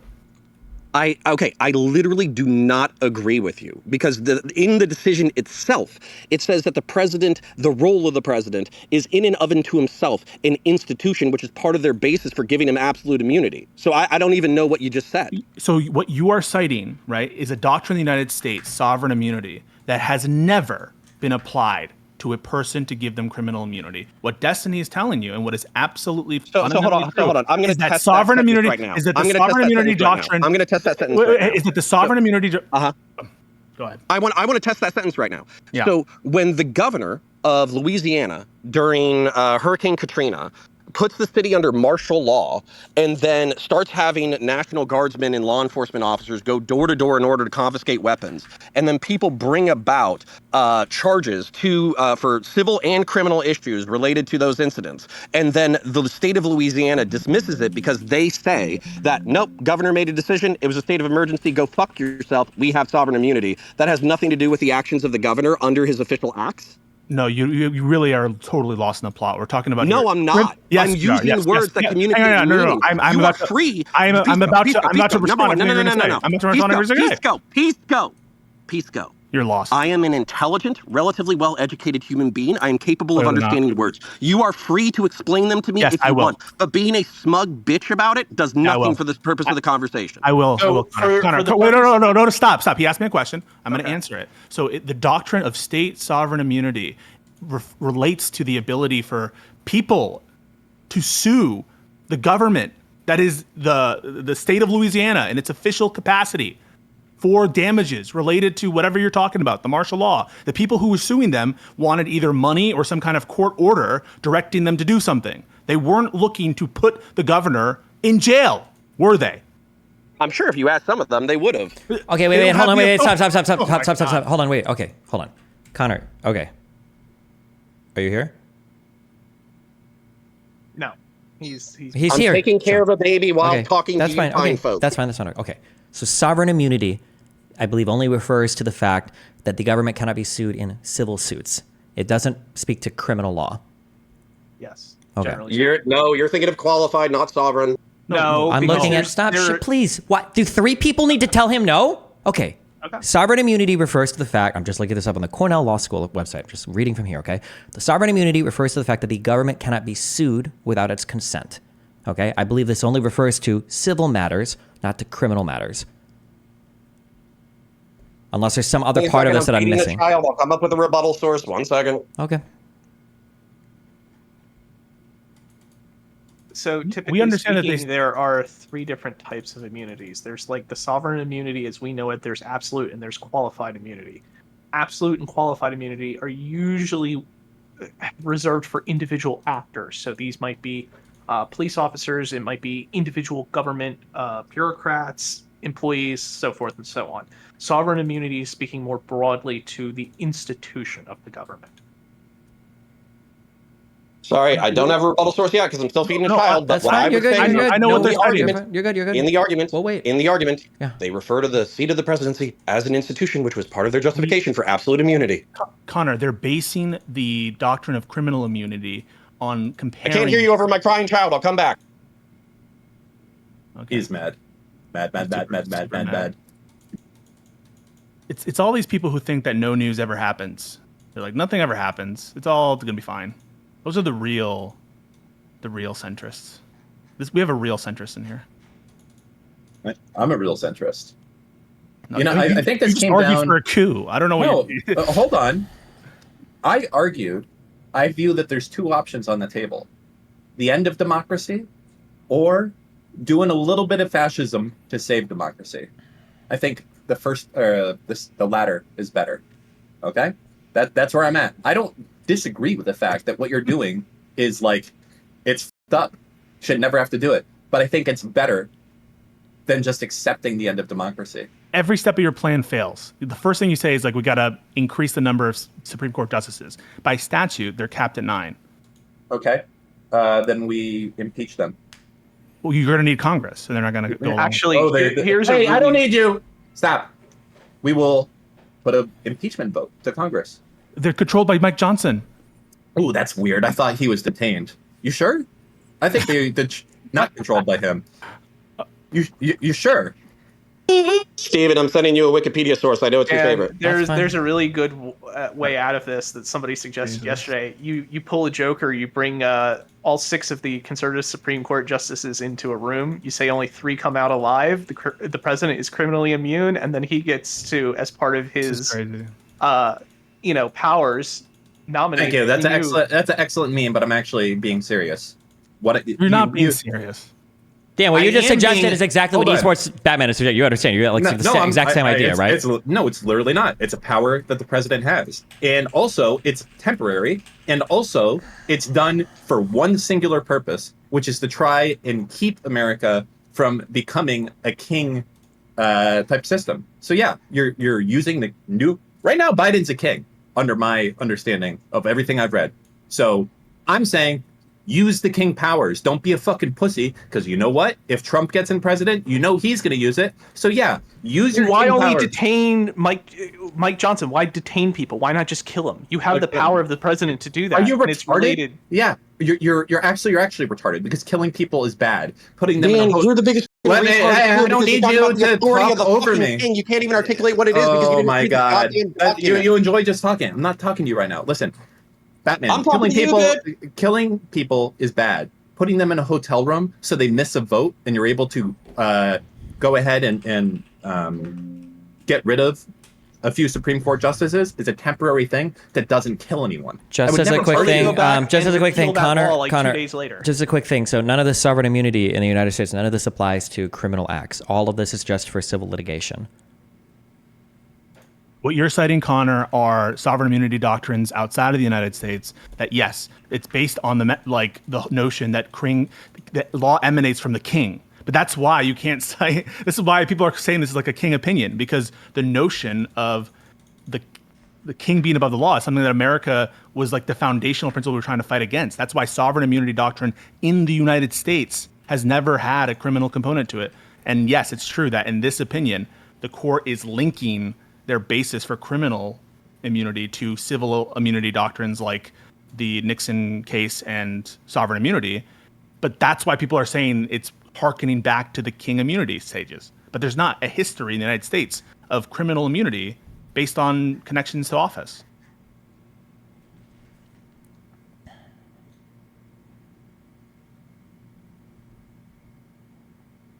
All right. Anyways, I feel like clarification's in order. No, we got. What who are you clarifying for at this point? Well, I guess it would be just for chat, because I feel like Chat, we understand your point. You want to coup the government to make it so you can't coup future governments. Yes. No, I want to get rid of this specific Supreme Court ruling. Yes, you want to coup the government so that you can make it so the future governments can't coup the government. Wait, first off, are you couing the government if you're using the powers that are legal for you to use? Yep, that just you could sounds be like using the law effectively. Well, everything so far has been legally used. Like everything. Was it couing the government when you're saying when McConnell kept that Supreme Court justice pick from going through? Arguably, yeah. No, not arguably. He let me used ask the you a law question. to effectively do something. How do we enshrine this long term? So let's say we go with your hypothetical plan. Yeah, the California strategy, basically. Yeah, let's assume that it works, right? We get what we want. What's the plan to stop them from coming back literally a week later when they do have everybody in session, they do have the votes, and repealing that law? Okay, so first off, the way that you do it is that you write the law so that it can't be repealed unless it has a supermajority. That's the same thing that's fucking California. Okay, but you repeal that law. You can't repeal that law unless you have a supermajority. Why can't you repeal the law that makes it that you can't repeal it? First of all, tell the people in California. Ask them why they can't right now. It would be because based you can off write rules of the Congress, which they can easily change, and they have multiple times. Which not is part of the reason why without a supermajority in Congress, which you wouldn't have. You would repeal the law that makes things non-repealable. That would be baked into the law. And okay, then what do you mean? So wait, hold on. Let me ask you. Why have they not repealed this law that's in place in California that requires 90% what the hell you're talking about. You don't know about this law? Law in California. Okay, it's a very big deal. I don't know it. I don't know. Maybe it's there. I don't know. It is there. It's a very big deal. It's something from Uber and Lyft. And what they did is they petitioned the government essentially so that they need a supermajority to change this law that's defining people as contractors versus employees. And people are upset. Okay. Well, under the Constitution, is there some basis for that, or did the actual body make a law that said that like this law is unrepealable? Uber and Lyft did heavy, basically. How did they pass the law initially? A huge amount of. Was it a Congress? No, I'm asking how did California pass? How did they pass the law? Congress passed it. Congress passed a law for California, or their state senators. Sorry, their state senators. Probably okay, so then the governor signed it. That's usually how it works, right? I don't know. Is it? Did they put it up? People are saying it was on the ballot. Was it a referendum? I don't know. You can read it right there. Exactly the act. Hold on. Well, you're the one that's been bringing this over and over and over and over and over again. Yeah. Okay. Go ahead. Sure. Yeah. Let's look. Left. Okay, so it sounds like this was put up on a referendum. Okay, leave the call, Dan. What? No. If it's a constitutional measure, then of course it can be different than the laws. No, Dan is correct. Leave the call, Pisco. Hold on. Gavin Newsom signed AB 5, and then I think it went in 2020, the campaign Yes on 22 was a ballot initiative, so it was Prop 22. Was it a constitutional provision or a statute? Let's see, Proposition 2022 won by 58%. Yeah, if it's a ballot measure, usually it's a. Which one was it? I'm looking it up. I don't know California law, dog. Don't say he's right until you know he's right. Well, he's right about it passing what? the Senate and being signed. but he was That also doesn't mean it's correct not a that- constitutional provision. Yes, I know. So don't say he's right until you know that. Listen, what I'm saying It's a statute. is that if you go and you were to essentially remove every Republican from Congress and the Senate, and then pass a law stating, okay, don't we have the filibuster law, right? But essentially, you're passing a law stating that no amendments can happen without a supermajority in the future, and a supermajority is creating that rule. You're saying that that can be undone. I don't know that you can make a law under the American. Well, I guess if you're putting all your Supreme Court justices to interpret it the way you want, then I guess. Yes. But that, yeah, you're cooing the government because you're. No, I'm doing what's legally I'm allowed to do right now. You're calling it a coup. This is the coup. This is the power I have. So just so everyone is clear on what's going on, if I give a legal argument to Dan and be like, no, you can't do it this reason, he'd be like, but we have our own justices there to interpret the law, so you're wrong. So it's like, no matter what I say, I'm automatically wrong. Yeah, okay, I guess if you are able to define the law however you want, and you can do whatever you want, and you can maintain it for however long you want, then yes. To be clear, right now the Supreme Court has said that I have the authority to detain people. I guess you don't disagree with that. So I'm saying I'm going to go ahead and detain half of the Senate and half of the Congress of the House, and then we're going to take some votes. But Connor's right. Connor's right. He could have done that before. He could have done that before this ruling. Yeah, but he would be found guilty as a result, so that he hasn't done that. You don't know that. He could arrest all the judges that would be trying to prosecute. And again, hold on. Again, he. So, getting with my plan again, getting rid of half the Senate, half the House, taking a vote of impeaching a few Supreme Court justices, adding a few new ones in, and then creating, putting a case to the court, the Supreme Court would hear in short order, which essentially would undo the existing ruling, creating a king in criminal liability, pardoning, so to speak, Biden for anything done, because obviously I guess I don't need to. You can't be held liable for crimes that are committed with the laws on the books at the time. You can't retroactively. And I'm going to call you out on this. You were actually being pretty slimy on the Prop 22 thing. The reason why Prop 22 required a 2/3 majority is because the state has a rule that says, hey, when you put something on the ballot directly to the people to be enshrined in law, usually you cannot revoke it without another ballot measure. Let me finish. But many of the ballot initiatives will waive this protection and explicitly state a percentage majority by which they allow the legislature to repeal the law. Usually 2/3 is specified. So the 2/3 thing only existed because this was specifically a ballot measure put directly to vote to the people of California. Otherwise, a normal law wouldn't be subject to this. Well, I'm asking right now, if a law was created by the Senate and the House, and it stated inside the law that it could not be overturned. Let me finish. And it could not. In fact, you could just amend this if you have the Supreme Court, as far as I know. So this is kind of null if you have the Supreme Court, the final court in the land, saying that this is all right. This argument is useless because you're just saying you're like playing with action figures. No, I mean, to a certain extent, you are. You're okay. Just heads up. 2 more minutes on this topic. Okay, 2 minutes and 15 seconds to finish up the Dan Coup hypothetical. Okay. Yeah, I want to ask Connor some questions about him talking shit on Twitter. Talking shit. Yeah, you're saying that was very polite. Okay, sorry. I'm sorry. Wait, are we done? Okay, wait. Are we done with the coup hypothetical? Where is it that you have to go? Well, we're letting Dan play with his toys, right? But we all agree that this would probably result in a shooting civil war. Yeah, no, this would result in the president probably being executed. Yeah, there's a billion reasons why this didn't work in practice, of course. He's trolling. I don't know what to take seriously. Connor, I want to reset with you, all right? We can do this respectfully, and I'm not going to... Wait, hold on. Wait, before we because I don't even know if you can talk to Connor respectfully, okay? Before you guys reset and do your thing. Connor, we were walking down a discussion path, and you had brought up this idea of sovereign immunity as a defense for this decision, and my counter, because I don't know much about sovereign immunity, so I'm literally just reading about it now, seems like sovereign immunity only referred to protecting government entities from civil damages, from civil suits. I don't see anything about sovereign immunity and protection from criminal suits. You shot me that wiki, and it mentioned that sovereign immunity applies to everything, absolute immunity, but that was for the broad understanding internationally of sovereign immunity. If you click through and you read on the United States part, yes, hello, thank you, yes, that is what I'm saying. If you click click through and you read on the article for sovereign immunity in the United States, it seems to be that the sovereign immunity is just protection for civil damages. So none of this has anything to do with criminal protections. I don't think there's anything listed in here having to do with anything. Even the absolute immunity referenced by the sovereign immunity, absolute immunity, when absolute immunity applies, a government actor may not be sued for the allegedly wrongful act, even if that person acted maliciously or in bad faith. So all of this just has to do with civil stuff, not criminal stuff.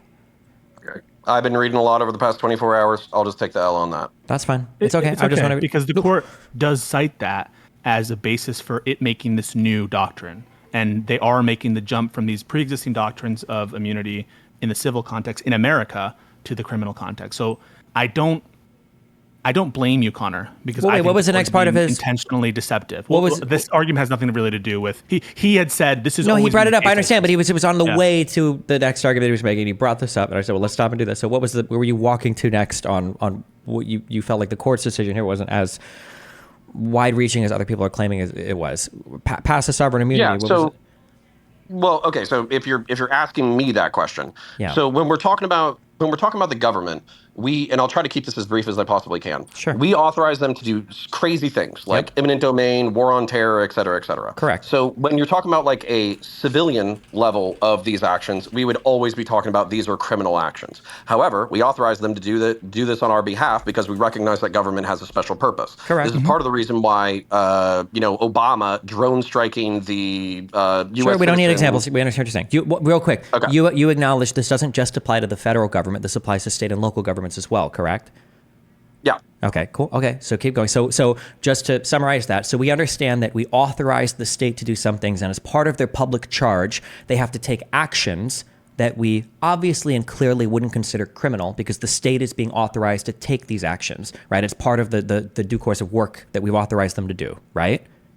Yep, and Okay. almost everything that I've seen as justification from the court in this reading is that they are leaving it for core and exclusive responsibilities and authority, so we don't have an absolute monarchy like some people are pretending that we do. Okay, hold on, Pisco, wait, real quick. Don't Pisco. Don't worry about Pisco. Okay, just as a quick thing. Okay, I just want to when we're talking about like criminal actions. Okay, when the state is doing a particular thing and the state has been trusted with the ability to perform an action, right?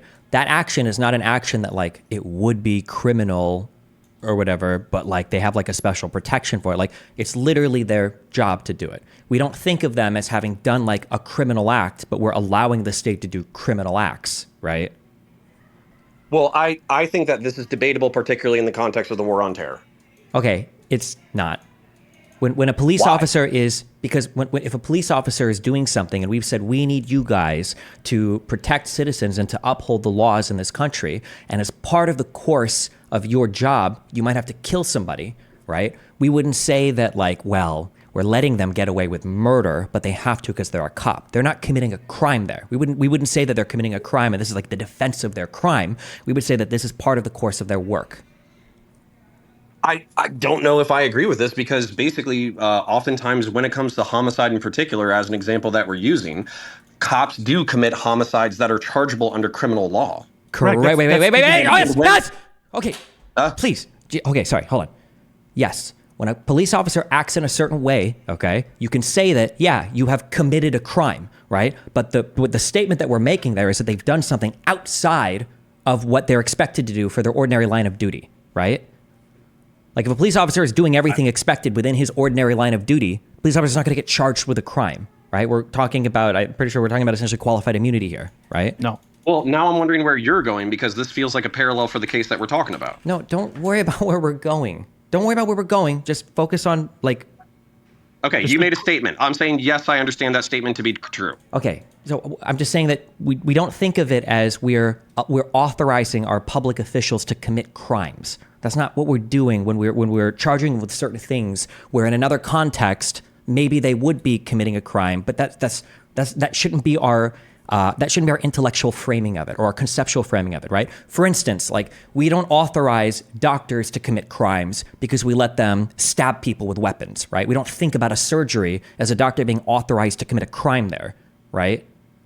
It's not exactly one-to-one, Sure. but like... Okay, right? so just because you keep making statements at me and I'm agreeing with them, I'm going to try to take this to someplace where we can actually go. No, hold on, wait. Please, for the love of God. Stop. Hold on.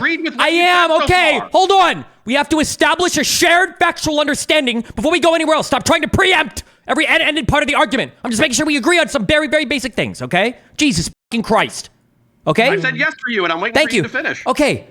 Okay. I'm just making sure that we understand these things before you move on to the next part of your argument, okay? So we're not authorizing our officers to commit crimes. We're saying that as part of your job, there are things that you have to do, okay? And that you have the right to do these things because we literally are entrusting you to do these things. They're not crimes that we're letting you do. They're actions that you're doing, but it's not. We wouldn't consider these things crimes, okay? So move on to the next part of your argument for this, for how you think that the court's decision here is reasonable. I'm just making sure we understand that, okay? Go for it. Okay. So I would be happy to hear the nuances about the next statement. But what I understand it to say is there are core and exclusive rights of the executive that are not shared with any other body. And so the question that I was going to pose to you, to the group, I guess, is that commander-in-chief is a role and responsibility that's shared with his entire chain of command. And not only that, it's overseen by Congress. So I don't think, now could be wrong, I don't think that this is giving the president carte blanche to deploy federal troops on the soils of the United States of America and start shooting Americans in the face. I understand what you're saying. So, hold on, I'm not done yet. No. I listen to you, you can listen to me. So, and start shooting citizens in the face without any kind of legal recourse whatsoever. As a matter of fact, I think that any conservative of good conscience would say that he can have presumed immunity if he takes that role, but we're going to dig into that like a motherfucker because this is on the periphery of his duties. That's how I would attack. Okay, what the ruling has said is that if the president is acting within his official roles, and if intruding on those roles would ever threaten his ability to act with energy and vigor in the future, that those actions that he's taken are beyond criminal review. So okay, and sorry, go ahead. So if the president did give an order to somebody, and it's part of what we would consider like a core function of the president, no overlap with the legislature, okay? You cannot ever criminally review that action.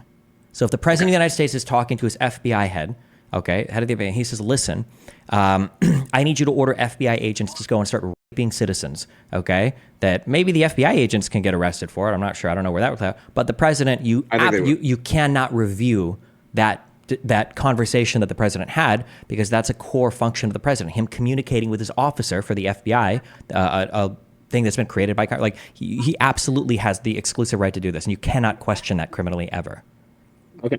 So then let's narrow down our understanding of what would be the repercussions of such an event, because I've heard this multiple times, okay? Okay. So from my perspective, all of the executive administrations are still under the rule of law of the United States. They do not have the same level of immunity as the President of the United States. So part of their duties is to swear and affirm their loyalty to the Constitution of the United States. And so if they were given an unlawful order, which involves raping people, because wait, real quick.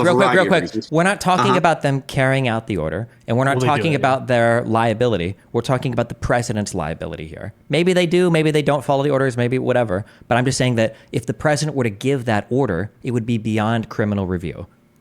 So let me put this in the context of worst case scenario, because and please give me some rope. Why don't you answer it first? Why don't you answer it?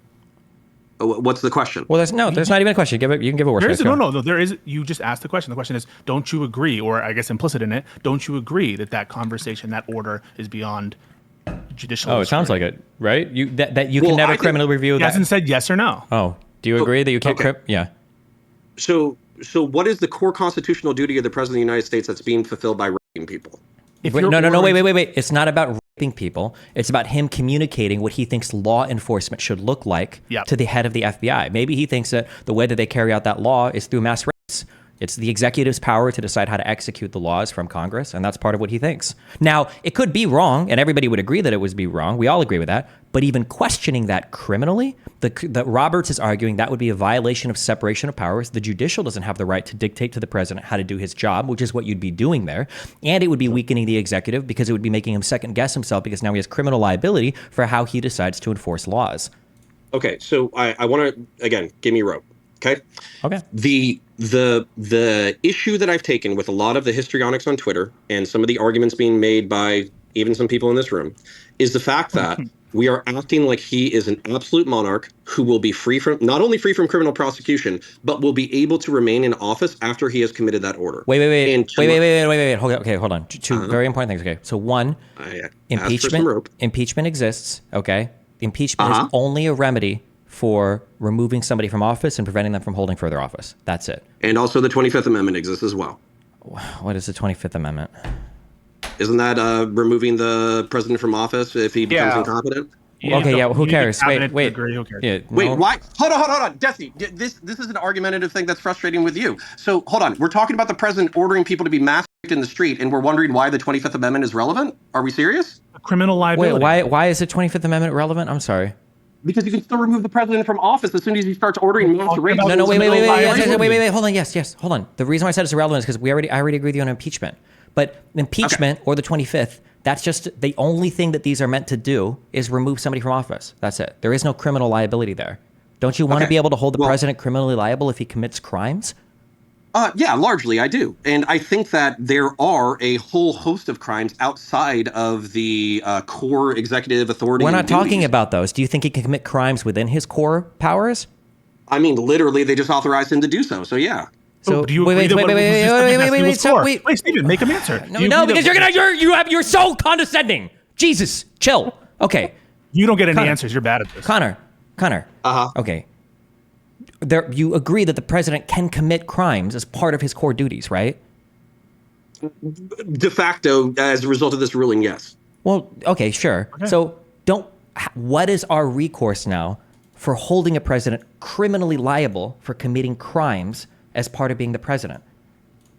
Prosecuting everything that doesn't fall under his core duties. What if he commits those crimes as part of his core duties? You already agree that he can do that. So we're coming up with a scenario in which the president commits crimes solely within his core capacities as the executive of the office. We don't invoke the 25th and we don't do impeachment. Wait. We're not talking about removing him from office. The 25th Amendment and impeachment have nothing to do with this. We're talking about holding him criminally liable. Instead of walking down your path, I want to give you the thrust of my argument. Okay? There are a lot of people who are acting like we have an absolute monarch. Now, it might be a joke, but Dan has been talking about effectively starting a civil war over what happened on Monday. It doesn't matter. The question is on the table. Do you think an order of mass rape pursuant to law enforcement is part of core executive function or not? You guys keep making it too extreme, so he's going to say, oh, they'll just get impeached or whatever. Stop. Just make it something believable. Make Trump saying, hey, guess what? If you're an immigrant, if your mom wasn't here, we're going to mass deport. I thought it was the Destiny show. I thought Destiny did crazy hypotheticals. I thought Destiny made people answer. If this is something that is possible, that can actually happen, that would be huge and supported by Republicans. You will respect his name. Yeah, exactly. Destiny makes people answer hypothetical questions. Because he's just gonna he keeps coming back with the same shit, like, oh, you would get impeached or you would get 25th. Because Stephen doesn't even try to make an answer. He probably wouldn't get impeached if it was we're gonna get rid of all the immigrants. All those illegals, we're going to get rid of them, and we're going to win every election afterwards. You guys are absolutely committed to making him not answer a question, a difficult question. It's fine. You want to give him all the ability to talk, yap, impeachment. How many times have we said, we're not talking about impeachment, we're not talking about removal? I don't know how many more times we can say it. Twice. Answer the question. Okay, so I think that comes down to the definition of core, and correct me if I'm wrong, Pisco, we don't have one. So you cited the best test that they give us. Number one, if you think that if you think that the Supreme Court has not given a definition for what core executive power is, that's a huge problem, don't you think, Connor? If you think that they haven't given a definition. And so on that basis alone, that's a crazy opinion to say we have a domain of absolute immunity and we haven't even given a good test to describe what it is. Fair? Okay, but Pisco, I would argue that within the decision itself, within the first 7 pages, which some people still haven't read, are examples in which some activity would be protected, some would be presumptive, and some would be not protected at all. So wait, hold on, just as a real quick thing. Unless I missed it, I don't believe that they gave an example of anything that wouldn't be protected at all. In fact, I think one of the surprising things was that there were actions that Donald Trump's defense readily admitted wouldn't have been official acts that the court said, well, actually, no, there might have been some in here. We're not sure. So that's probably that they're now trying to go back and retroactively argue with were. Okay. I'll just take the fact that there weren't any examples given of private conduct. They alluded to it without giving any specific examples. Wait, hold on. I'm so sorry. Wait, hold on. I'm sorry, because this is a really important point of what Roberts wrote, and you are 150 million% completely wrong. Roberts said for 2 of the things that were remanded to the lower court. Are you about to contradict yourself? Well, let me finish speaking. You tell me if I am.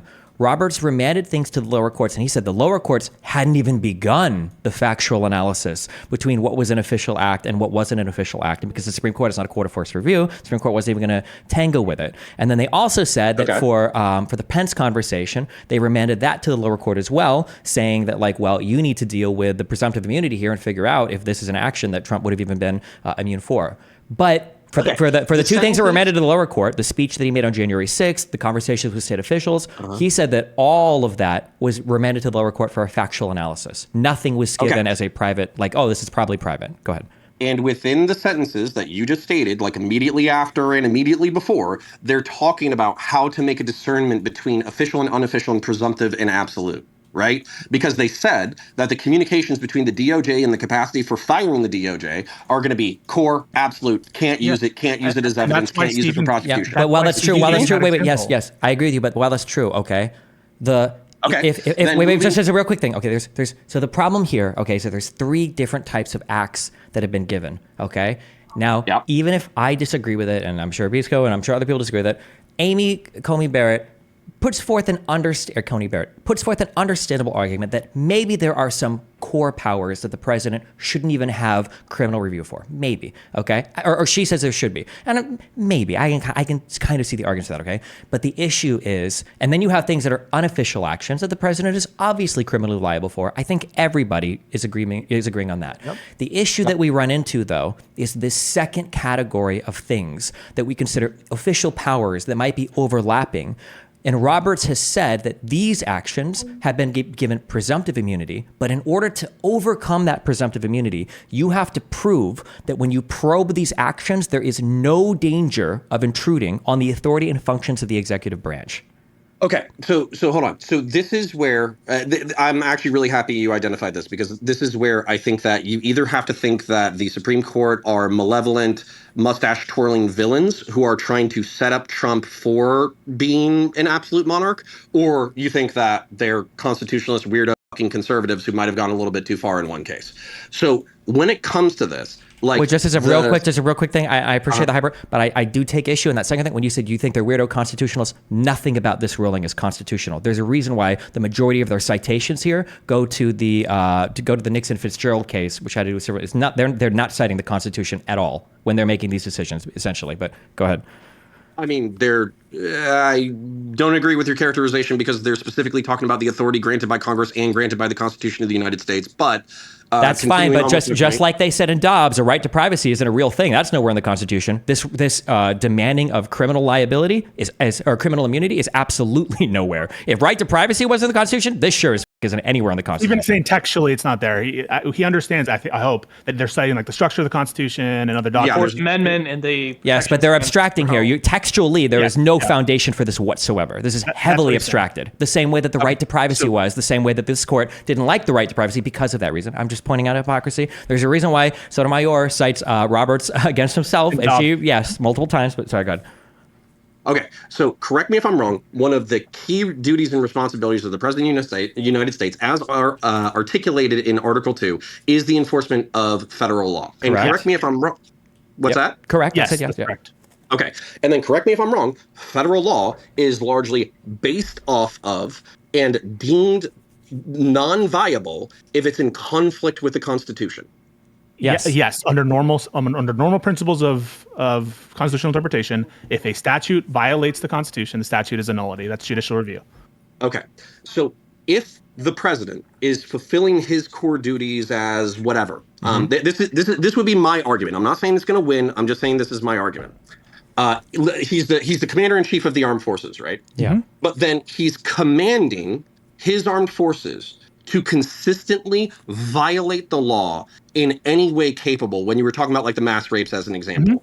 then what I think is that creates an inherent and obvious contradiction between the immunity given to the office and what's actually occurring on the ground in violations of the Constitution and federal law. And therefore, that would be opening for grounds for presumptive immunity, meaning that we're assuming that the President of the United States is immune from criminal liability, but we are going to show through the courts how he has consistently violated his duty to the point that this immunity should no longer apply. Okay. Wait, real quick, and then you can go down your line. Okay, listen, I agree with you, okay? This is part of the understanding that the President of the United States needs to faithfully execute the laws, right? That if Congress says we need to make murder illegal, and the President says, oh, okay, well, we're going to make murder illegal by having all of our officers rape every single murder, this is not a faithful execution of laws, and there's a whole bunch of different ways that we could go about amending that particular thing, okay? The issue right now, though, okay, is that the example that Roberts gave for an action that would be 100% absolutely immune seems to be an action that we wouldn't agree is granted to the president as a core power, okay? The president has absolute authority over hiring or firing people in the Justice Department and over tasking them with doing investigations. I think that we all agree with that that's a core power of the presidency of the United States.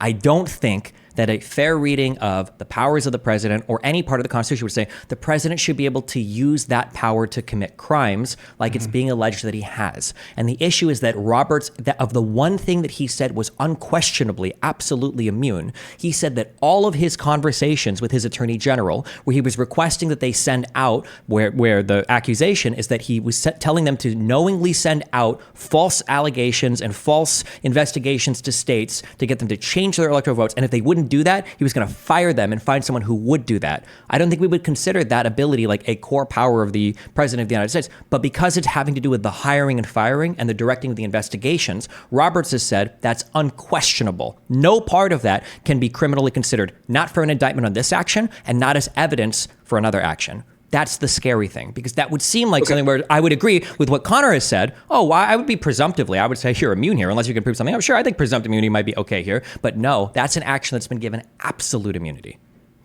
Okay, so the argument that's given in the document brief, that as I understand it, is that the reason why they're barring this specific area of the president's conduct is because it's exclusive in core. Like, I swear to God, that's what I remember from it. If I'm incorrect, I'm happy to be correct. Preclusive and exclusive, I think, or exclusive and preclusive is what it says. Sure, yeah. Right. And so as a result, this is the balance of power that they're trying to do between the multiple branches. And the reason why they don't want these core duties to be under judicial or legislative scrutiny, and that's not even true totally. They do want it to be under legislative scrutiny. They just don't want it to be part of criminal proceedings, is because they don't want the president to be needlessly burdened with subpoenas whenever he makes a decision about anything. And on top of that, they don't want to speak specifically to the exigencies of the Trump presidency, even though that's what brought it in front of it. They want to create a power structure for all presidents and executives to operate by going forward for hopefully millennia. Okay, and I agree with what you're saying here, okay, that they don't want him to be needlessly burdened, okay, but there are a few huge problems. One, I don't think they adequately made that argument that there would be a needless burden at all. I think it's important that when we talk about undue burden or needless burden, that first thing is an important part. We do want people, you agree, we want people to be burdened with the idea of being criminally charged for committing criminal acts, right? The public has an interest in that and states have an interest in that, right? We do agree with that, right? We do. Okay. Sorry, so I have a rebuttal, but I'll wait. Okay. So one, some burden is fine. Okay. We agree. We don't want a president who thinks they can commit infinite criminal acts as long as they fall within his core powers. Number one. Okay. And number two, when you talk about the balance of powers, okay, there's always going to be a balance. It's not like the court has made a decision that has like perfectly balanced everything. What the court has done is the court has grabbed a bunch of power in and of itself to decide when the president can be held criminally liable for a thing or not. Because remember, any of these presumptive immune things are now going to go before a court, and it has to be argued against, saying that, well, he shouldn't have presumptive immunity for this. All of these will end up in the Supreme Court, and now the Supreme Court is the sole arbiter of deciding whether or not a president is going to be held criminally liable for something, because they're ultimately going to determine if the presumptive immunity challenge stands or falls. So that is a huge power grab from the court, from taking it from the legislature, right? Just to say that it's just a balance of power that that's one way that they've changed it. So there's a reason why I'm not as concerned as everyone else here. Okay, and part of the reason why is because wait. Just on a real quick thing. You agree that the court has taken a ton of power for itself to ultimately decide if the president will ever be held criminally liable. Correct? The court has taken that power to itself. Yeah, that was going to be part of my response. Okay, that's so and then and then on the second thing, I'm just making sure that we agree that it probably isn't. I'm sorry, I'm not going to say probably. It is absolutely in our interest that the president of the United States does feel some burden to not commit criminal actions, right? We don't want him to think he can infinitely commit crimes, right?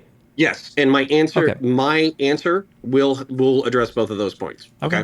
So number one, I will start freaking out and being Dan and wanting to start the revolution of the United States of America if lower courts and the Supreme Court of the United States start ruling that everything is immune. Everything is an official act. You can't question anything ever. Like, for instance, in the hypothetical where they say, like, oh, you can just rape people, whatever. And they're just like, yeah, you can't even investigate this whatsoever. It's a core part of his official duties to rape citizens of the United States. Wait, and I'll let you finish. You understand the only way to remedy that now, if you let's say that Connor is freaking out now, the only way to remedy that now is with a constitutional amendment. Or war.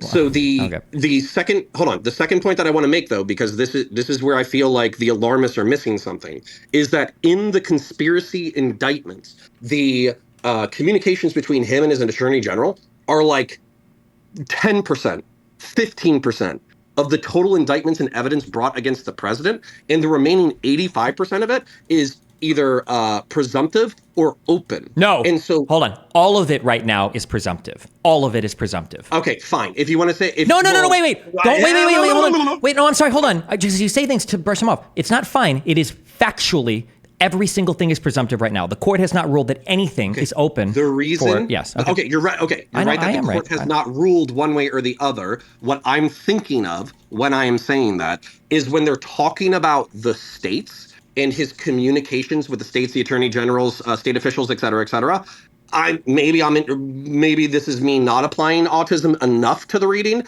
My reading of that is that there's an inference that a healthy chunk of that is not going to be part of his official duties. Absolutely not. No. That's one of the feel free to articulate it. Yeah, so the reason why Amy Coney Barrett's concurrence is occurrence, one of the main ones is that she says we should just say this is private and or non-official, and they do not agree to that opinion. Amy Coney Barrett does not get a majority. They at no point imply or be cutesy about, this is probably unofficial conduct. And we're getting away from the point. I disagree. I just disagree. Wait, disagree with what part of that? With what did I just say that was an absolute fact? I'll tell you, you smug bitch. And Pisco, by the way, still love you, but you're a smug bitch. So anyways. You're slippery, and then Steven is I'm not slippery at all. I'm telling you what I think. I'm not a lawyer, you stupid fuck. No, but he's not making you answer the question why we're all here. And the reason we're here is not to talk about I'm not really fearful about this, there are other checks. That's not what we're here. We're here to discuss certain situations and what the court's opinion means for whether or not they're covered. And you are allowed, because Stephen lets you, to dodge any challenging questions whatsoever. And it's sorry. Go ahead. What challenging question have I dodged? I'll answer it directly for you right now. Sure. Do you believe that an order to the Department of Justice to commit a heinous sexual act against someone else in the guise of law enforcement would be part of his core executive power? And if not, why not? No.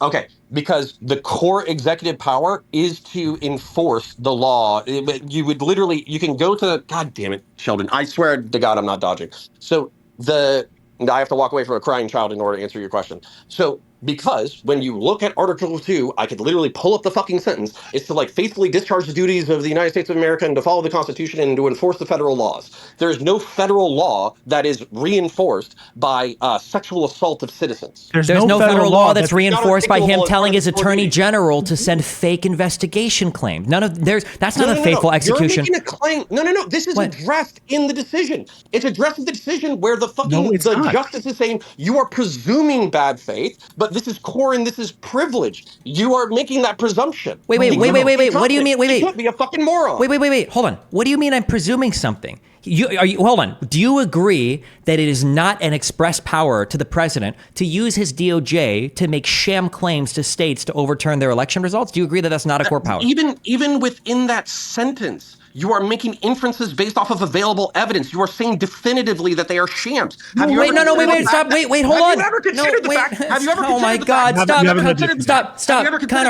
Connor! A retarded buffoon. Connor. No, that determination is made at court, but this is preventing it from ever going to court. That's the whole point of absolute immunity, is I can't even ask that question. When you're saying what you're saying, Connor, you still have 85% other of the criminal indictments. I'm not talking about the other 85% because you just said you that. Should be. No, you're so wrong. Hold on. You just said that Pisco's example was absurd because part of faithfully executing the president's power is not asking the FBI to do some crazy shit. However, what if I was Connor and I said to you, hold on, you don't know if he asked him to do crazy shit. Maybe he really thought that, blah, blah, blah. It doesn't matter. It's absolutely immune. You can't question it now. You can't question whether it's a sham. You can question it when it's not an explicit core duty as articulated by either congressional authorization or Article 2 of the Constitution. But the president ordering the FBI head to do stuff is a core power of the president. It's his officer. Yeah, no shit. But what demonstrable enforcement of law is being accomplished by the rape of citizens against what demonstrable enforcement of the way the DOJ operates is to tell them to send letters to states? Yes. Because you're assuming that he's lying. You're assuming. Hold on. You're assuming that rape isn't a good way to not enforce law. Stop, Connor. Please, Connor. Please stop. Connor, please stop. You're assuming that. Okay. Apparently, you can't process a far out there hypothetical. So let's bring it way back. And we're not even talking about a hypothetical. No. You can't. You stop. Hold on. No, I am now because you failed to understand the hypothetical. So now we're going to take it back a little bit more. It wasn't even hypothetical. We were talking about a serious situation. No, the hypothetical. No, situation. Connor, the hypothetical that was presented to you is what if the president believes, maybe he does, maybe he doesn't, thinks the best way to enforce the law is to order the FBI to mass rape, okay? Your brain is short-circuiting. You're going, how can you ever possibly think that mass rape is a way to enforce law? Okay, but that's our argument when we say, stop. That's our argument when we say, how can you think that the president is faithfully fulfilling his duties when he's demanding the DOJ to send fake letters to states to say that the election was real? Now you're saying, oh, boy, hold on, you don't know if the letters were fake or not. We don't know. But the only way that can be determined is in court. And we can't even have that court case now. The same way that we don't know if the president thinking that telling the FBI to rape everybody is a good way to enforce law, because we can't question that because it's beyond judicial review now. It's beyond review. Okay. I think that there is nothing in any congressional authorization that allows the president to tell the FBI to commit. Is that what you're about to say again for the fifth time, Connor? Yes. Okay. Go to page 18. Wait. You're go to failing page, to understand something. Don't act like no. Connor. Both of you two. Don't act like you're substantively smarter than me. You're not, by the way. Okay. So let's walk this through. A core executive duty is talking to his DOJ and prioritizing investigations. This is stated in the decision. This is justifiable under Article 2 and the Congress. Can you show me in congressional authorization or in the Article 2 where raping people would be a good example of why? It's not about raping people. It's about talking. It's about discharging the duties of the president to talk to his officer to say how to enforce the law. The answer is no. Connor.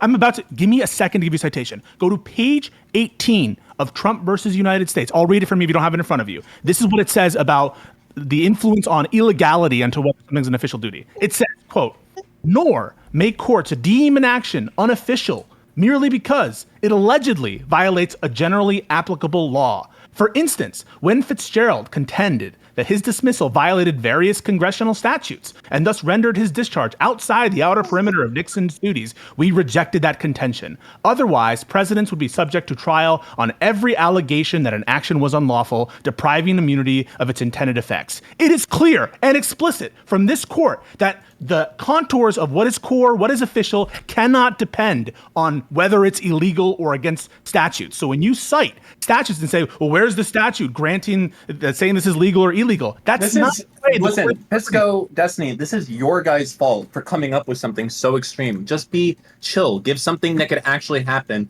but would still be insane. Shut the fuck up. Just listen. Just say something. Just say something to the along the lines of like, hey, what about if the president came out and he said all illegal immigrants Okay, and I define that No, as anyone there's not whose even mom citizens. wasn't Hold born on, wait, here, wait, wait. We're deporting them, and then that's a lot easier for you to deal with. No, 'cause no, no, then no, it's no, not no, no, no, mass no, no, rape, because you're invoking a then it's whole not bunch of other anything. shit when you talk about immigration law and stuff like that. Oh my Okay, God. ignore Yeah, this. exactly. Yes, Oh exactly. my- Wait, right. no, hold on. I'm sorry. No, now baby. hold on. Now because Dan said retarded shit. Now we are going to stick with It's this not exact retarded. answer. Okay, Connor. Do you agree that the president has the right to confer with the head of the FBI when it comes to matters of law enforcement? Not if it's an illegal thing like raping people. That doesn't count. Good job, He Dan. also has the right to confer with Wait, the wait, vice wait, wait, wait, wait, president, wait, wait, which is wait, one of wait, the wait, wait, wait. examples. Why are we saying he also has a right? I'm asking you a specific question. Does the president of the United States have a right to confer with the head of the FBI when it comes to matters of law enforcement? Of course. Okay. Does he have the right to give direction to the head of the FBI for how he might want law enforcement to look? Yes. Okay. If he has the right to have that conversation with the head of the FBI about how law enforcement looks, and all the FBI agents start raping people, how could you ever review what the president told the head of the FBI if you just agreed that that was a right that he has, that is a core, exclusive, and preclusive power to the president of the United States? Okay. You might not be able to. You would have to use other means. Thank you. Our- Okay. That's our point. Oh, thank you. Thank you. That's our point. Yes. That's it. Okay. And Hold not on. only I that, would like but to not make only it- that, I but would that's like what to that's make what a Robert counterpoint. says when he says, well, maybe you can look at like the public record or something like that, right? Yes. I would okay. like to make a calm counter that I feel is very close to the surface, okay? Go for it. Okay. So in the decision, the second bullet point is talking about the vice president and how communications and conversations around decorum and the functions of public events are obviously core duties of the United States and therefore would be protected. Do we agree so far? Sure. Yes. Okay. Then it also talked about how vacating the vote and taking his ceremonial role and using it to confirm that Donald Trump won the election would not be articulable as anything authorized by Congress or as authorized in Article 2 of his authorities. I don't remember reading that anywhere. But even Okay, even if we that's, could literally open it up. Okay. But they remanded to the court. The point is that they remanded to the court what conversations between the vice president and the president of the United States were considered official acts and what were not considered official acts and what were considered, presumptive versus absolute. Because the president, and this is another point that goes down to the third level. You're saying that you don't remember that point, but this was one of the core pieces of the third. Hold on, shut up, Pisco. Hold on, can I just read this? Can I just read? Let me just read. No, because it's right here. You said we can read, so let me just read. It says, whenever the president and vice president, or actually, let me back up one more paragraph before this, okay? Real quick. The indictment next alleges that Trump and his co-conspirators attempted to enlist the vice president to use his ceremonial role at the January 6th certification proceeding to fraudulently alter the election results. In particular, the indictment alleges several conversations in which Trump pressured the vice president to reject states' legitimate electoral votes or send them back to state legislatures for review. Whenever the president and vice president discuss their official responsibilities, they engage in official conduct. Presiding over the January 6th certification proceeding at which members of Congress count the electoral votes is a constitutional and statutory duty of the vice president. The indictment's allegations that Trump attempted to pressure the vice president to take particular acts in connection with his role at the certification proceeding thus involve official conduct, and Trump is at least presumptively immune from prosecution for such conduct, is at least presumptively immune from prosecution for such conduct. The question then becomes whether that presumption of immunity is rebutted under the circumstances. It is the government's burden to rebut the presumption of immunity. The court therefore remands to the district court to assess in the first instance whether a prosecution involving Trump's alleged attempts to influence the vice president's oversight of the certification proceeding would pose any dangers of intrusion on the authority and functions of the executive branch. So my prediction for how that court case is going to evolve is that Trump's team is not going to try to argue whether or not he was correct in his arguments to the vice president. They're going to try to assert that he has presumptive immunity or absolute immunity because it's an official duty of the United States to assist with the presiding over of the certification of the election or some shit. Correct. If I was an endeavoring prosecutor who was assigned this case, I would make the argument that within, Article 2 of the Constitution and also within every congressional authorization, there is no authority for the President of the United States to basically try to over the election. That's great, and so you would as lose. a Just to be result- clear, hold on. Just to be clear, you would lose that case. You've already lost. Why? Because it's not on your burden is not to argue whether or not he has or does not have the particular outcome that he can aim for in executing his powers. Not outcome, authority. Authority, whatever. Your burden is to Not whatever. That's very important. Hold on. What he has the authority to confer with the vice president when it comes to certifying the electoral vote. Yes? Sure. Okay, so presumptively, he has immunity for whatever conversation he has about it. What you have to prove as a prosecutor, before you've even got any criminal thing whatsoever, what you have to prove as a prosecutor is you have to prove, without even talking about his motive, without talking about his motivations either, you have to prove that if you're allowed to criminally prosecute or probe that particular action, that it's not going to pose any danger. It's not a balancing test. It's pose any danger of intrusion on the authority and functions of the executive branch. So if the defense, for instance, says, listen, what, are we going to start criminally indicting every single president now when it comes time to certify the vote? You really think it would be a good idea now? So when I think of like what the vice president has to do, I don't even know, what I can say or do anymore in regards to the electoral college, or my vice president might not even feel like he can have a conversation with the president. What if there legitimately were two slates of electors, like what happened in 64 with Hawaii? What if there were two slates of electors and the president wanted to confer with the vice president about how we should handle this for the betterment of the nation? I can't even have that conversation now. Then the Supreme Court would look at that because they've snatched all that power from the legislature now. No more laws that they pass matter anymore. Now the Supreme Court is going to have that case before. The Supreme Court, with Roberts, okay, as its center, I guess, as Pisco says, has to decide, well, would that pose any danger of intrusion, any danger at all? If it does, not only can you never ever think about criminally charging on this act, you can't even consider it in part of any other charge that you have that you're talking about in this case. So boom, that's completely thrown out, unless you can make the argument that it poses no intrusion whatsoever. Do you understand that?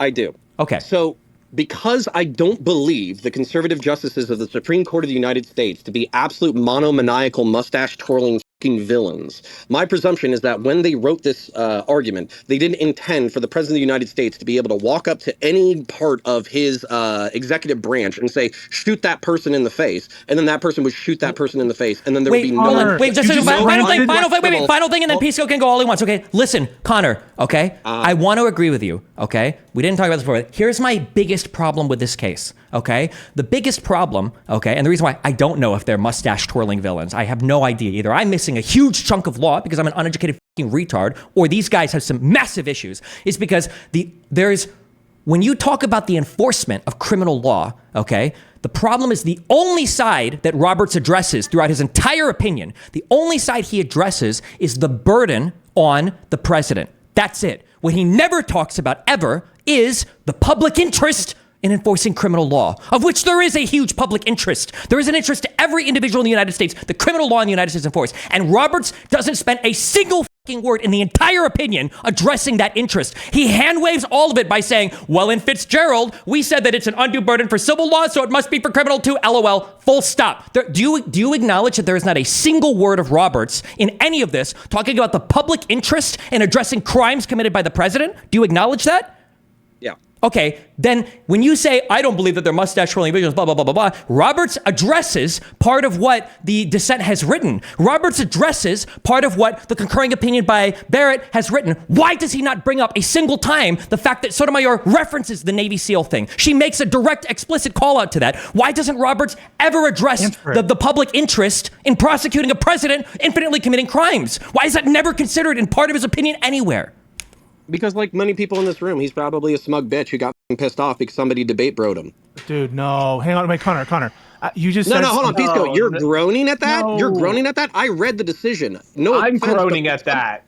Some manifestos on Twitch are written better than some of the shit that they wrote, but continue.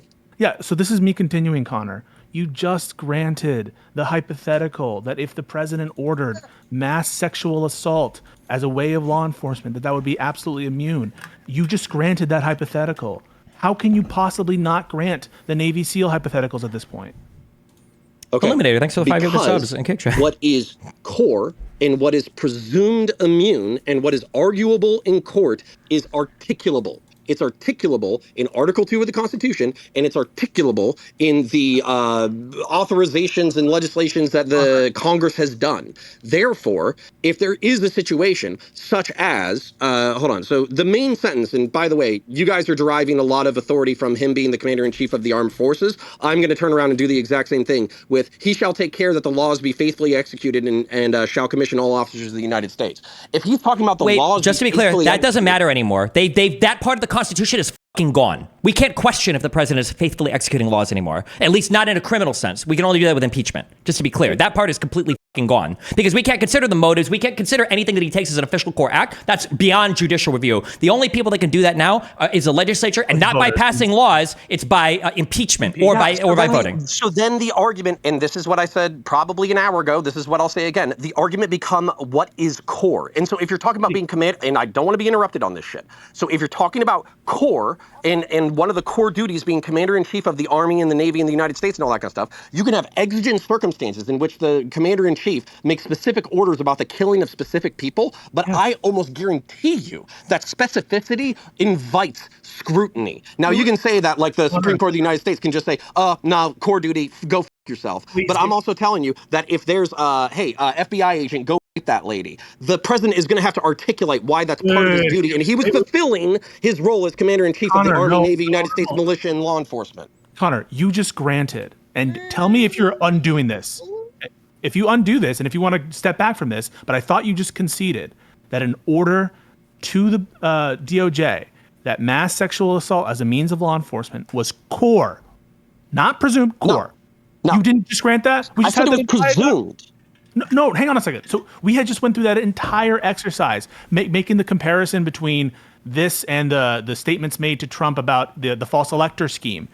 Those statements, that there was voter fraud. You agree, the court found that the statements to the DOJ ordering them to do various actions with respect to the voter fraud is core, right? That's what the communications are core. Yeah, so if Trump, for example, if Trump ordered the Attorney General to send a fraudulent communication to a state, whatever. Again, you're assuming fraudulent, but continue. No, I'm giving as a factual matter. As a factual matter, yes, you're God. You know it's fraudulent. If he sends a fraudulent certificate, it's saying that there was election fraud, orders the DOJ to do so, you agree that's core, right? Sure. Okay. If he sends an order to the Department of Justice, says, I order you to send a letter to this specific person telling them to go rape this other person as a means of law enforcement, you agree that's core?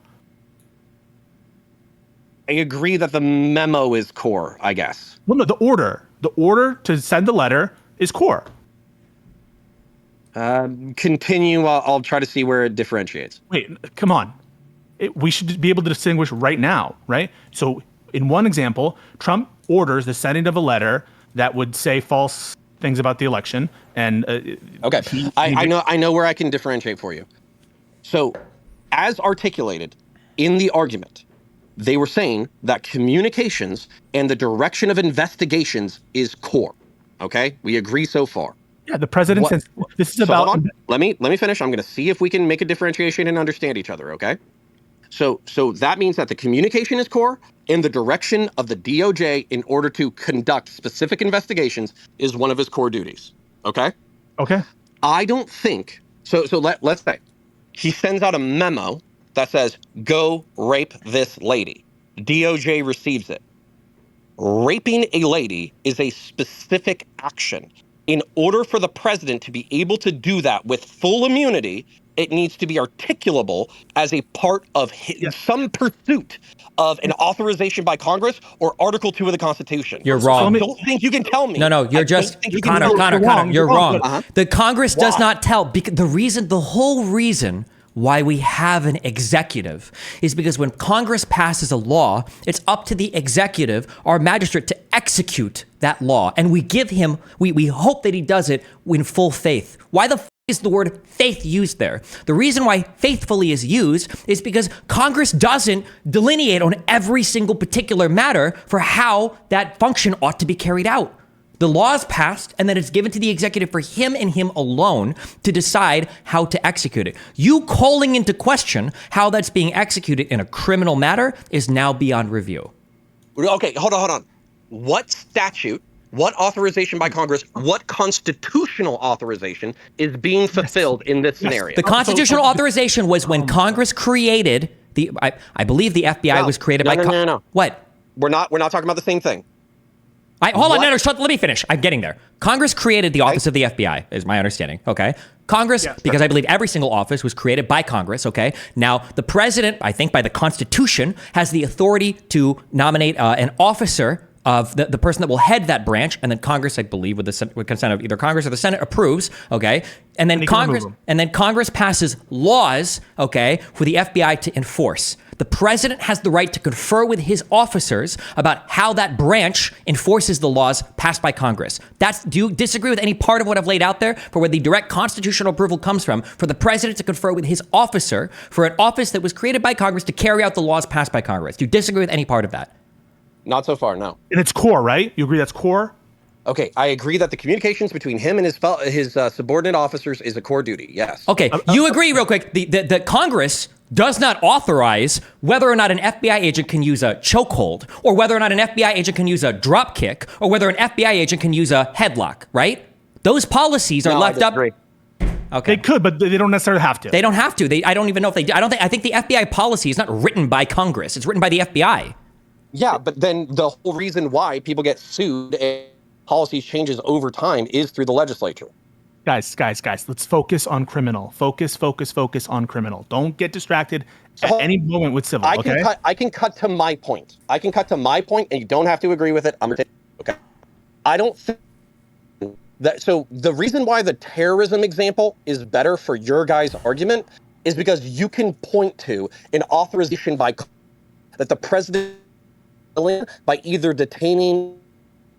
The reason why the rape analogy fails, in my estimation, is because you can't point. Let me finish. You can't point to an authorization by Congress or to an Article 2 paragraph or clause. Yes, I can finish just out of courtesy. You can't point to a clause in Article 2 or an authorization by. Yes, I can point to both. You're cutting out, and that's why I interrupt you. All right, so I can point to both of those. So number one, Destiny just gave you the constitutional basis for the general conferral with executive agencies and ordering them to do stuff generally. That is the take care clause, the appointment power, and the removal power, okay? Those are constitutional bases. They are also the basis for the core communications at issue in the Trump case. So that's a sufficient constitutional basis. Now, what you're saying then is, well, we need some other thing, it needs to coincide with some purpose that the statute provides. I don't actually agree with that, but fine, I'll give it to you. FBI is given the authority to do investigations, right? And to find out and to solve crimes. The president says, I really think torture is a good way to get information and to solve crimes. Specifically rape torture. Yeah, and I think that as part of this investigation and to get really good information, this is the best and most appropriate way to do it to serve that law enforcement function. You agree, absolutely immune, correct? So, no, I don't agree that he would be immune if he ordered rape torture. Why?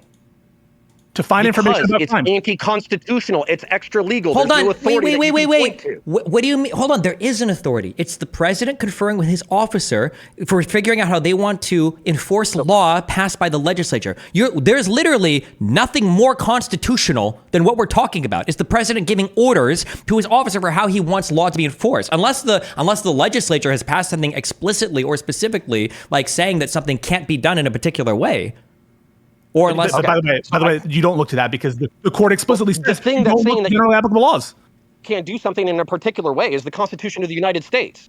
What? Wait, no. The whole point of this immunity doctrine, Connor, you're not going to get around this. The point of the immunity doctrine is to insulate you from things that are illegal. Okay, you can't define the scope of the immunity to only things that are legal. All right, I have this very strong arguments that what Donald Trump did in his elector scheme and the fake ballot initiatives, that those were violated of the Constitution. They violate what? The fundamental right to vote once it's granted by the state and their state means of assigning electors. It violates the Equal Protection Clause. It violates people's rights to have their votes counted equally. So there are absolutely aspects of constitutional violations that you can find in Trump's conduct 100%. And so you cannot distinguish the scope of the immunity, the scope of the absolute immunity, based on what your prior is about whether it's constitutional or illegal. The point of the immunity Yes, you can. That's literally the argument from the opposing side. What the are you talking about?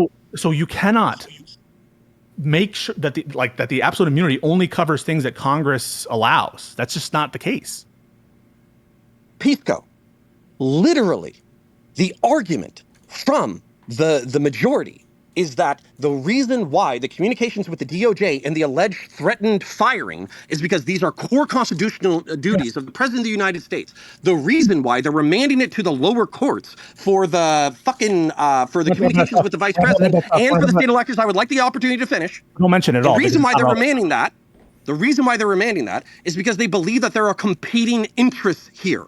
Some that are official and some that aren't. And they're wait. Hold on, wait. Okay, wait, hold on. Just to be clear, wait. That's not true. That's not why they remanded it. No, that's not why they remanded it with the vice president cover. That is true for the other two issues. The reason why they remanded it for the vice president conversation is because when the vice president is certifying the electoral vote, he's performing a function of the Senate there that falls under the legislature, and the legislature has passed laws about how the Senate performs. That's why it was remanded. It wasn't any type of analysis on whether Donald Trump, all of Donald Trump's actions, hold on, just to be clear, you are explicitly contradicted by Roberts. Roberts says clearly that all those conversations that Trump had with Pence fall under the official purview of the vice president and the president's powers. To quote, whenever the immunity. What?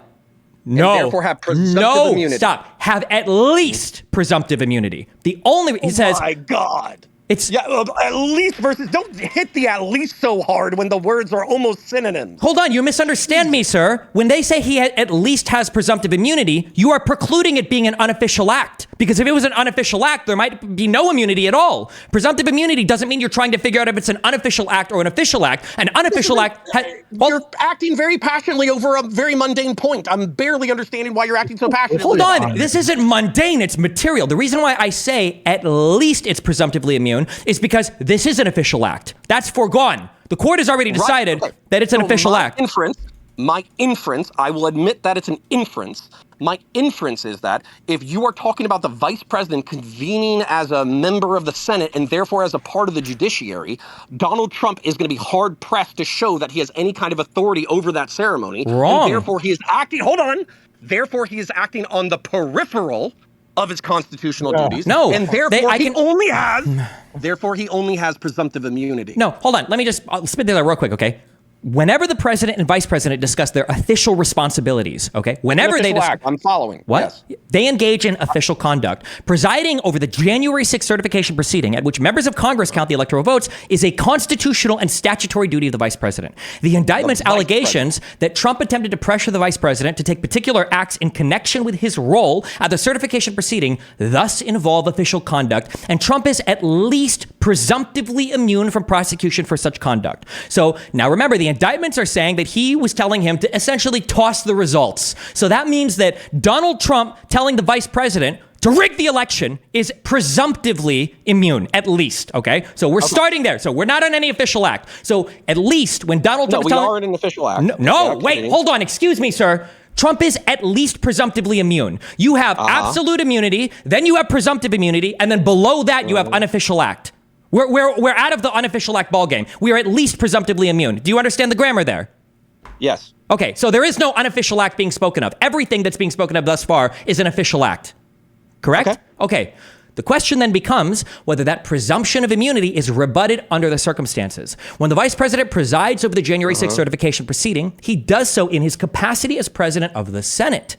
Despite the vice president's expansive role of advising and assisting the president within the executive branch, the vice president's Article 1 responsibility of presiding over the Senate is not an executive branch function. Yes.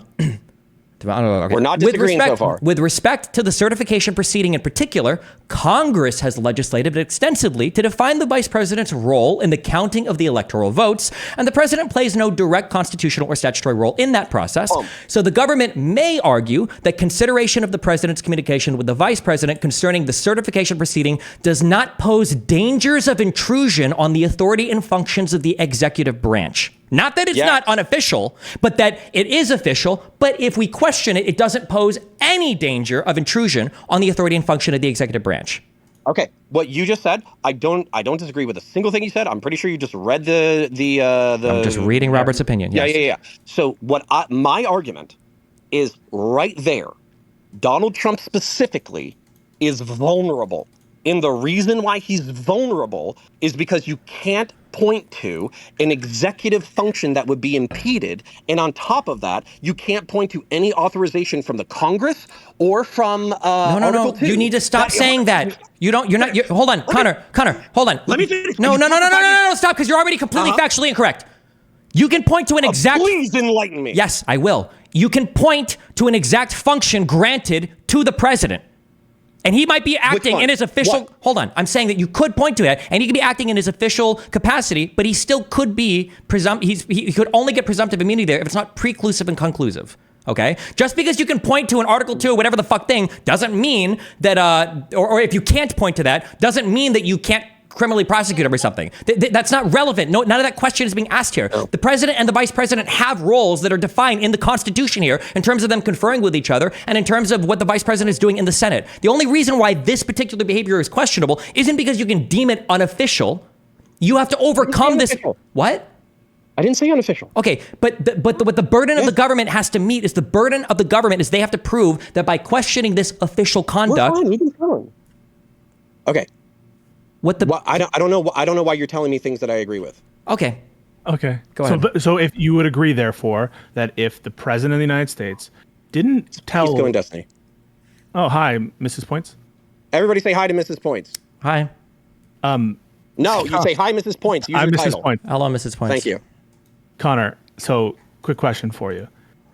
Assume now you're a little slippery. Assume... I'm not being slippery. I'm not a lawyer. I don't have my JD. Because now we're talking about Pence instead of the difficult hypothetical. That's fine, because I think Dan was right, and I don't think your brain can handle that hypothetical right now. Okay, now you're just being rude, bitch. We probably have the same intelligence. No, I'm not saying because you're dumb. I think you're a moral person, and so, or sometimes, and I think that it's hard for you to deal with the logic of the opinion. And so right now, I'm gonna give you another example. Suppose the president... We don't need another example. As a matter of fact, we need to stick right here. And I'm sorry, I will happily listen to you for minutes at a time. Okay. But I need to make this point. Destiny just said, hold on, let me interrupt you. You're factually wrong. Didn't hear a single thing that I was factually wrong about. Because I said you were factually wrong because you were implying that they might rule this conduct unofficial. That's not what they're ruling on. No. That's what I said. No, I'm not. Okay. Do we understand presumptive immunity the same way? What do you think presumptive immunity means? Okay, my understanding of presumptive immunity is that it's the default that the president is assumed to be immune, but the prosecution can show that he is not immune for XYZ ABC factor. Yes, what is the XYZ ABC factor? So the XYZ ABC factor would be he's acting outside of his scope of official duties. No. That's what would make him vulnerable. No. It's about whether... Please tell me why. Do not leave me on hanging. It's about whether or not probing that thing would pose dangers of intrusion on the authority and functions of the executive branch. That's what the test is. If he has no authority under the executive branch, if he has no authority there, then how could it possibly intrude? Because the problem is that what a president could be doing as an official act is incredibly broad. If the president goes on TV and he says, Americans, we need to all start killing... charge for criminal official acts. What are we talking about? Wait, no, hold on. You might be able to charge maybe, but the president could say, sorry, I'm actually immune here, and you need to prove why you questioning me, the president of the United States, speaking to the public, how the can you hold me criminally liable for that? How is any president going to feel comfortable giving any speech to the American public? And if you can't show as a prosecutor, well, we don't think this would pose any intrusion whatsoever on the president, then you lose. I'm sorry. I said you lose. That's wrong. You don't even get to do anything. The case dies. Hold on. Yeah. You guys are dancing around my point, but I'll listen to whatever. Wait, what am I dancing around? Wait, what are we dancing around? What do you think we're dancing around? Okay, I am saying that if the president is not authorized to act in a certain capacity, and if he acts in that capacity, then he is vulnerable to criminal prosecution if it's an illegal act. We all agree with that, but what you're not understanding is that authorized in a certain capacity can theoretically encompass 100% of the actions a person takes. That's the issue. No, Okay, that's not even well, true. that is true. That's exactly. No. Destiny, I will tell you exactly why that's not true, and I will tell you why it's not true in relevance to this case. You just said that anybody acting in an official capacity as the thing that they are, they can claim that it's an official act. No, the whole point is that there's an articulation of core official acts, and then there's peripheral official acts. Yes, but the court is granted. The court is treating the outer perimeter the same. You're not going to disagree with me. You're just going to talk passionately about it. Let me finish my statement. My statement is that if he doesn't have the ability to articulate how he has any kind of authority to intercede in a certain situation, and on top of that, he's committing an illegal act, he is vulnerable legally. That's okay. But what Destiny's saying in response to that is it's trivially easy to come up with something and articulate why it's under your authorities. So, for example, in the case of Trump, he can put up as an intermediary, I'm enforcing the law. I am faithfully executing the law of the United States. Pisco, And you're wait. How do you articulate that he was faithfully executing and enforcing the law in that specific situation? Yeah, in that specific situation, the court tells us for us. It says, for example, that the communications with the Department of Justice that relating to what the Department of Justice does, that those are absolutely immune. You don't need to look at any facts, right? You look at the vice president. We're talking about the vice president. So for the vice president's role, you don't look at the circumstances of what happened here. Stephen is trying to tell you that it's about the nature of what's going on, the inherent nature of communications to the vice president about this thing. I'm going to point out where I feel like you're being slippery. You just said you don't look at the specific circumstances or the nature of what's going on. That's correct. Excuse me, wasn't the exact wording from the majority opinion is that this situation specifically needs to be analyzed based off of the specific facts of the situation? Hold on, wait. Hold on, wait. Actually, you're completely opposite on what was correct there. The goal of this ruling was to apply to all future things. Yes, they want you to be able to look at like the specific facts of a particular thing to make the determination, but you keep obsessing over the outcomes of these things like they can tell you whether or not they're presumptive, whether they qualify or immunity or not. They're not. The outcomes don't matter here. And even Barrett, in her opinion, calls out the fact that they have left an incredibly broad interpretation over what an official or unofficial act can even be. And I quote, for example, the indictment alleges that the president asked the Arizona House Speaker to call the legislature into session to hold a hearing about election fraud claims. The president has no authority over state legislatures or their leadership, so it's hard to see how prosecuting him for crimes committed when dealing with the Arizona House Speaker would unconstitutionally intrude on executive power. The court, however, didn't rule on that. They remanded that issue to the lower courts. If they were going to remand something as clear as that to the lower courts, why the fuck did they make a ruling of absolute immunity on his conversation with the acting attorney general? Why didn't they remand that to the lower court as well? Haven't you said 7 times during this conversation that the Supreme Court is not a court of first appeal? Then why did they do it? Why did they do it for the attorney general? No, hold on. To be clear, there was no. Wait. There was no. I can answer that question. I can answer that question.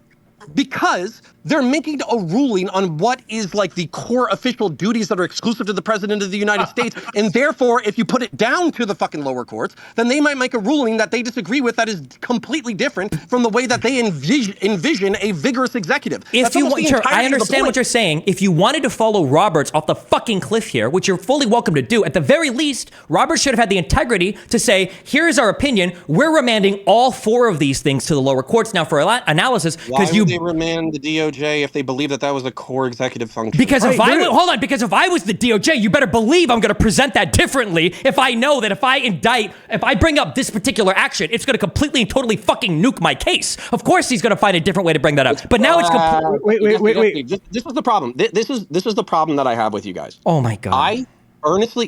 I earnestly believe that you are arguing passionately. I think you're arguing passionately from your perspectives. However, to be clear, we've quoted this document like 20 times, but okay. And so have I. No, you haven't. I don't think you've quoted it a single time. Guys, let's not get into this. Just say your point, Connor. Are you serious right now? Okay, you're talking about who quoted What am I more. incorrect? Wait, I'm sorry. Wait, what part of Robert's opinion have you cited to here to back any argument that you've had up? I'm pretty sure. He's going to say the whole thing.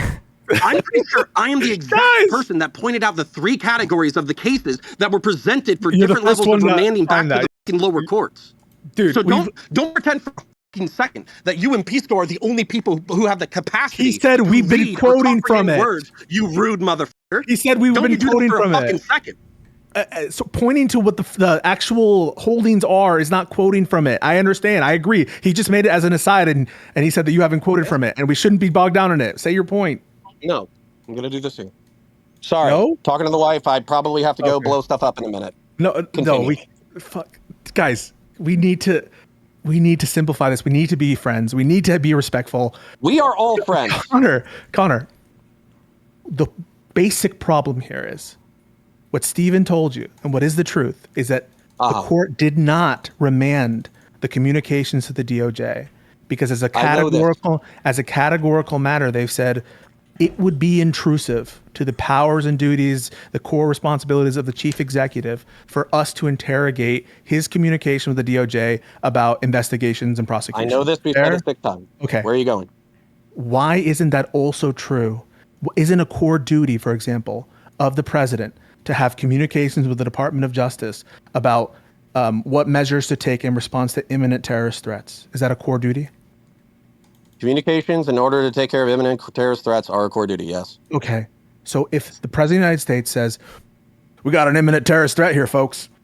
Connor's going to say, not if he orders that thing, though. Not if he orders that thing. That's what Connor's about to say. I muted it. That's what Connor's about to say. We need a bomber. That's a core. You just said, and it's imminent.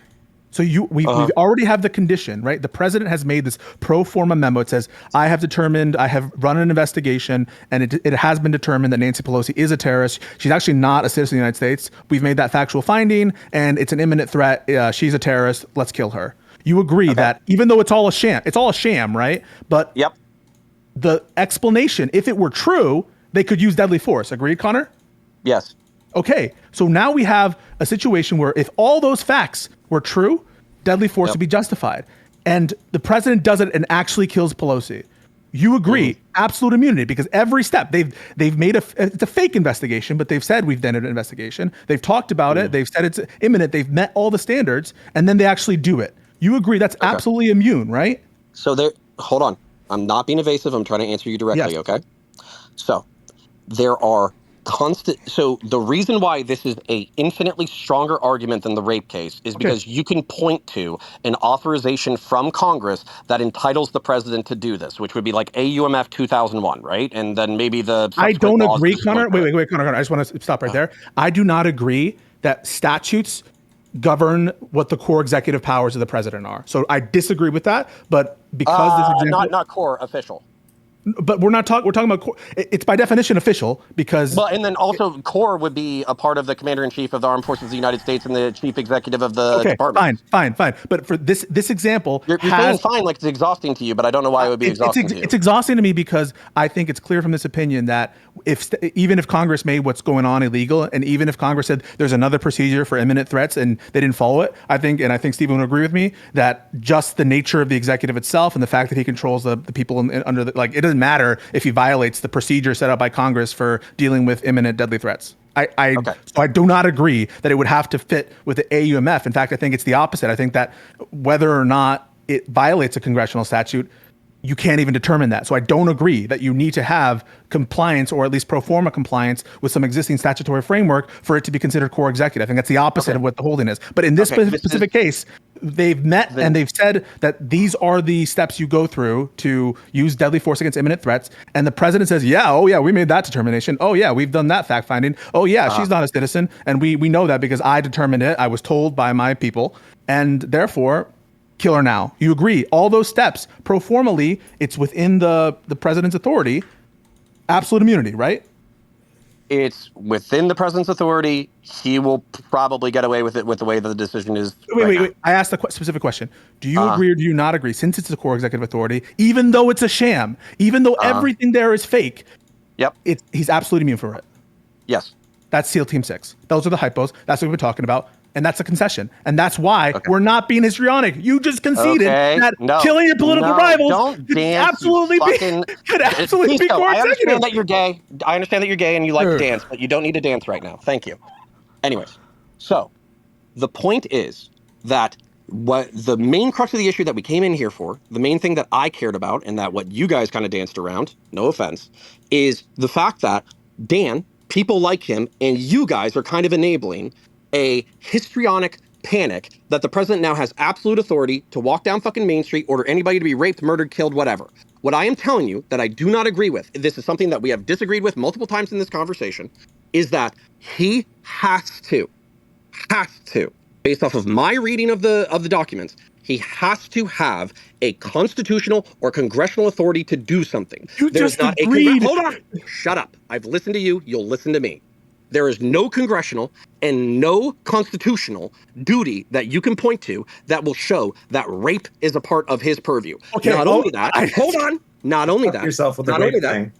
Not only that. Sure, not only that, but also criminal actions taken by the president, the more extreme and the more outside his scope they get, the more likely they are to have his presumptive immunity ripped away. That is something that we talked about specifically with the vice president example. Yep. Can I just say, actually, you know what? I fully support Counterpoints. And I think that what Counterpoints is saying is actually fucking based, okay? The problem is that what you're saying has nothing to do with this opinion. The idea that the president might perform an action of the executive, and that action and the order that he gave and the way that he did it, that actually doesn't comport with the core duties of the president, and it might even be criminally reviewable. I actually think that would be based. The what you're laying out for like raping, that's not faithfully executing laws passed by Congress. That's fucking insane. I agree with you. Robert says, I don't care. Even questioning that would impede his ability to be vigorous and energetic. So I agree with you in principle in terms of what you want. What you're talking about has no bearing on Robert's opinion. Okay, I reject your false concession. I reject your condescension. I reject the fact that you think that I haven't read this thing. And on top of that, I'm not saying any of that. I'm just I would point people. I love you. No, I have to go blow my fingers off with fireworks in the next few minutes. So you're gonna have to listen to me, and then I'm gonna leave. Wait, can I have one last thing after you're done? You've gone and made him tired. Okay. I am very tired. I do have a family. I do enjoy fireworks and meats. So I reject what the fuck you've said. And on top of that, I think that anybody who is even to the right of Bernie Sanders reading page 6 of this decision could see exactly what I'm talking about. Okay. Connor, I love you, dog. You're calling us all histrionic. About 3 minutes ago, you just conceded that a president who runs a completely and stated obviously fraudulent investigation where he makes up evidence and pretends that someone's an imminent threat and writes it down in a memo and then orders the killing of anybody in the United States on that basis would be absolutely immune. You just admitted that would be core executive and it'd be absolutely immune. So you're saying we're being histrionic for recognizing the powers that the president has. Do you know why and you disagree that he has? Okay. Do you know why I'm saying that you're histrionic? Because it won't happen. Anybody that no, I think it could happen. I think Obama could absolutely kill. So why are we being histrionic? Because I was about to tell you that. So the reason why I think you're being histrionic is because if we have a Caligula or a Nero seize power in the United States of America, then I think that his cabinet can invoke the 25th Amendment. I think he can be impeached. And on top of that, his authority, while serious and involving life and death, is not unlimited, which is one of the things that you guys have been asserting over and over again. That's kind of pissing me off. Trump was impeached twice, and he's on track to win the next election. So I don't know what your point of any of that was. You're a moderate, Connor. You're a moderate right. That has nothing to do with what I've said. You're just like, Connor, oh well, we think. Connor, you're a moderate right winger. You're a conservative, like a traditional and Republican. I'm anti-Trump, by the way. Yes. Wait, no. My point is, you're stumping and you're supporting Joe Biden. This is how bad you understand. You've done so much to help Joe Biden oppose, even though you probably hate 95% of Biden's policies because you think Trump, because you think Trump is such a threat. Trump is the Caligula, or he's a Nero. So for you to say we're being histrionic because someone that you have made you abandon a lot of your policy positions on principle related to structure and institutions. Because we've just seen this on a power you agree that this is giving him. How can we be histrionic if it's made you change your entire political advocacy? It's made you support progressive victory. You're not a progressive, Connor. You guys are going outside of the scope of the conversation. So I'll finish my point. And then I'm going to go blow my fingers off with fireworks because that's my God-given right as an American. Okay? Yeah. His authority. Hold on. I assert. You don't have to agree with me. I assert that his authority is not unlimited. That it is sourced from the Constitution, it is sourced from the Congress, and there are other avenues with which to check his power. And I'm not going to go into the details of that because I know I would just bore you. So anyways, Stephen. Wait a minute. I'm saying goodbye. What? He's gone. He left. My question to you is a couple of things. Number one, I think the impeachment question is really important because you cited that as an example of a check on the president earlier. He's not gone. I see him, you son of a bitch. Go ahead. He's not in his chair unless I'm missing Okay, something. I don't care. Anyway, Continue. Yeah. Continue. I Yeah. gotta So go. In a anyway, second. so given that Trump was not successfully convicted by the very Congress whom he sent a riotous mob to murder, how can you trust that Republicans would hold him in check, or a Republican cabinet that he says he is specifically picking in his second term for his loyalty? There will not be a Bill Barr. There will not be an Elaine Chao. There will be just Trump loyalists. That's my first question. And then my second question is, why didn't Chief Justice Roberts address these hysterical hypotheticals? Right? If they were so hysterical and if he so clearly enshrined protections in his ruling against the president assassinating somebody or staging a coup, why didn't he address them? Okay, Josiah, I love you, but you're 2 hours late. I'm gonna, if you want to have a Wick, Pisco, Josiah, SCOTUS roundtable sometime within the next 7 days, I'm very happy to do so. We can all legislate this again and all take psychic damage. But for now, I need to go do fireworks and meat. All so, anyways, right. Pisco, I still love you. You're a pain in my fucking ball sack. Josiah, I love you more than everybody else because we haven't fought yet. Dan, you're a but I respect you ish. And Destiny, I love you too, but go f yourself. I love you, babe. All right, bye. That was insane. I told you guys not to go with that level of hypothetical, and you laughed at me and yelled at me. You're right. Well, it doesn't matter about the hypotheticals. He's not right, because even the real life examples we couldn't agree on. We couldn't agree on literally anything. Because he is right. Because as soon as I gave him the terrorist example, he agreed that it was right. Yeah, but it doesn't matter. He followed you to the very end, but then he still disagreed with the application of SEAL Team 6. Well, he's just coping. But he no, he didn't. He said SEAL Team 6 is okay. Well, then why did he say you guys are just being histrionic at the end? I don't know, because he's coping. Didn't you hear him grant the hypothetical? I thought he was like, don't do this or whatever after the thing. I don't even remember that argument right in my brain. I think Dan was right. You know, what can you say? Being right, it's a blessing and a curse. You know, especially when you're early and everyone thinks you're wrong. That's the worst. I totally respect that you're one of the preeminent debate lords in the world. Well, you don't have to. This is not a good showing.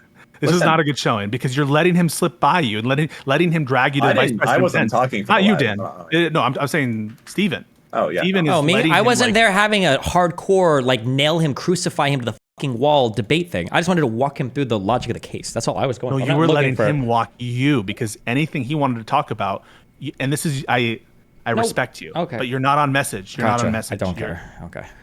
You don't care about what? Ooh, he's mad right now. No, Connor came in, who's not like a lawyer, and I just wanted to walk him through and walk with him through on some of the implications of some of the court stuff. I'm not here like trying to get out like hardcore concessions from Counterpoints or whatever. Like if I have a conversation with Tim Pool and I go through this and I don't like pull like hardcore concessions, you can be critical. But for Connor, no, I just wanted to come in. I already have no fucking conservatives in here at all to talk to me anymore. So no, I'm not looking to crucify Connor and everything. Pisco, you gotta learn to just like turn it down sometimes, dog. Hey, to be fair, that guy was like he was being a fucking as well. He was being unhinged as well. Well, after you guys started, you'd have to go back. You'd have to go back and look, but I believe that he was the first stone thrower in a glass house. I totally believe that. He called Dan a Jew. Yeah, I mean, I didn't say it. I think that equal rights for equal lefts. He was getting very frisky. It is what it is. At the end of the day, he had a crying baby in his arms. Give him a that makes it worse. Who told him to have a baby while he's saying these slurs? That makes it worse, not better. That's really at the end of the day. But I don't know, man. Hypotheticals, kryptonite. But give me this. That's John Zerka, a less smart John Zerka, debating flat Earth, never giving an inch on anything ever. Doesn't matter. Thinks that you're going to get an inch. You get him all the way. He gives the inch, and you're like, okay, and this is the inch, and he's like, oh, but that doesn't count. Literally the same thing. Does Zerka do that last part? Yeah, except Zerka is so smart. He makes you go off on another subject. Zerka's so smart? Hold on. I don't agree that Counterpoints is a fucking retard and was missing on every single point. I think there are a couple of like key things that he's like that aren't clicking with him or that he disagrees with, but he's not like uniquely stupid or something. There's a lot of people that are having this disagreement. I think he's just an ideologue that will never give an inch on anything. It's possible that he's got like a political bend, maybe. Sure, that's possible. Sure, but that's not. But Zerka is a different. Are you saying that because like Zerka has beat Destiny debate? Like why would you? No, Zerka is just a very effective like if you try to, they're both like slippery. Yeah, they're both eels. Like if you try, the harder you try to grab, the more they slip out of your hand. You could present them with the most obvious facts. You're like, okay, listen, here's a hypothetical. You hit your hammer with a hand. Or sorry, you hit your hand with a hammer. You hit your hand with a hammer. It hurts, right?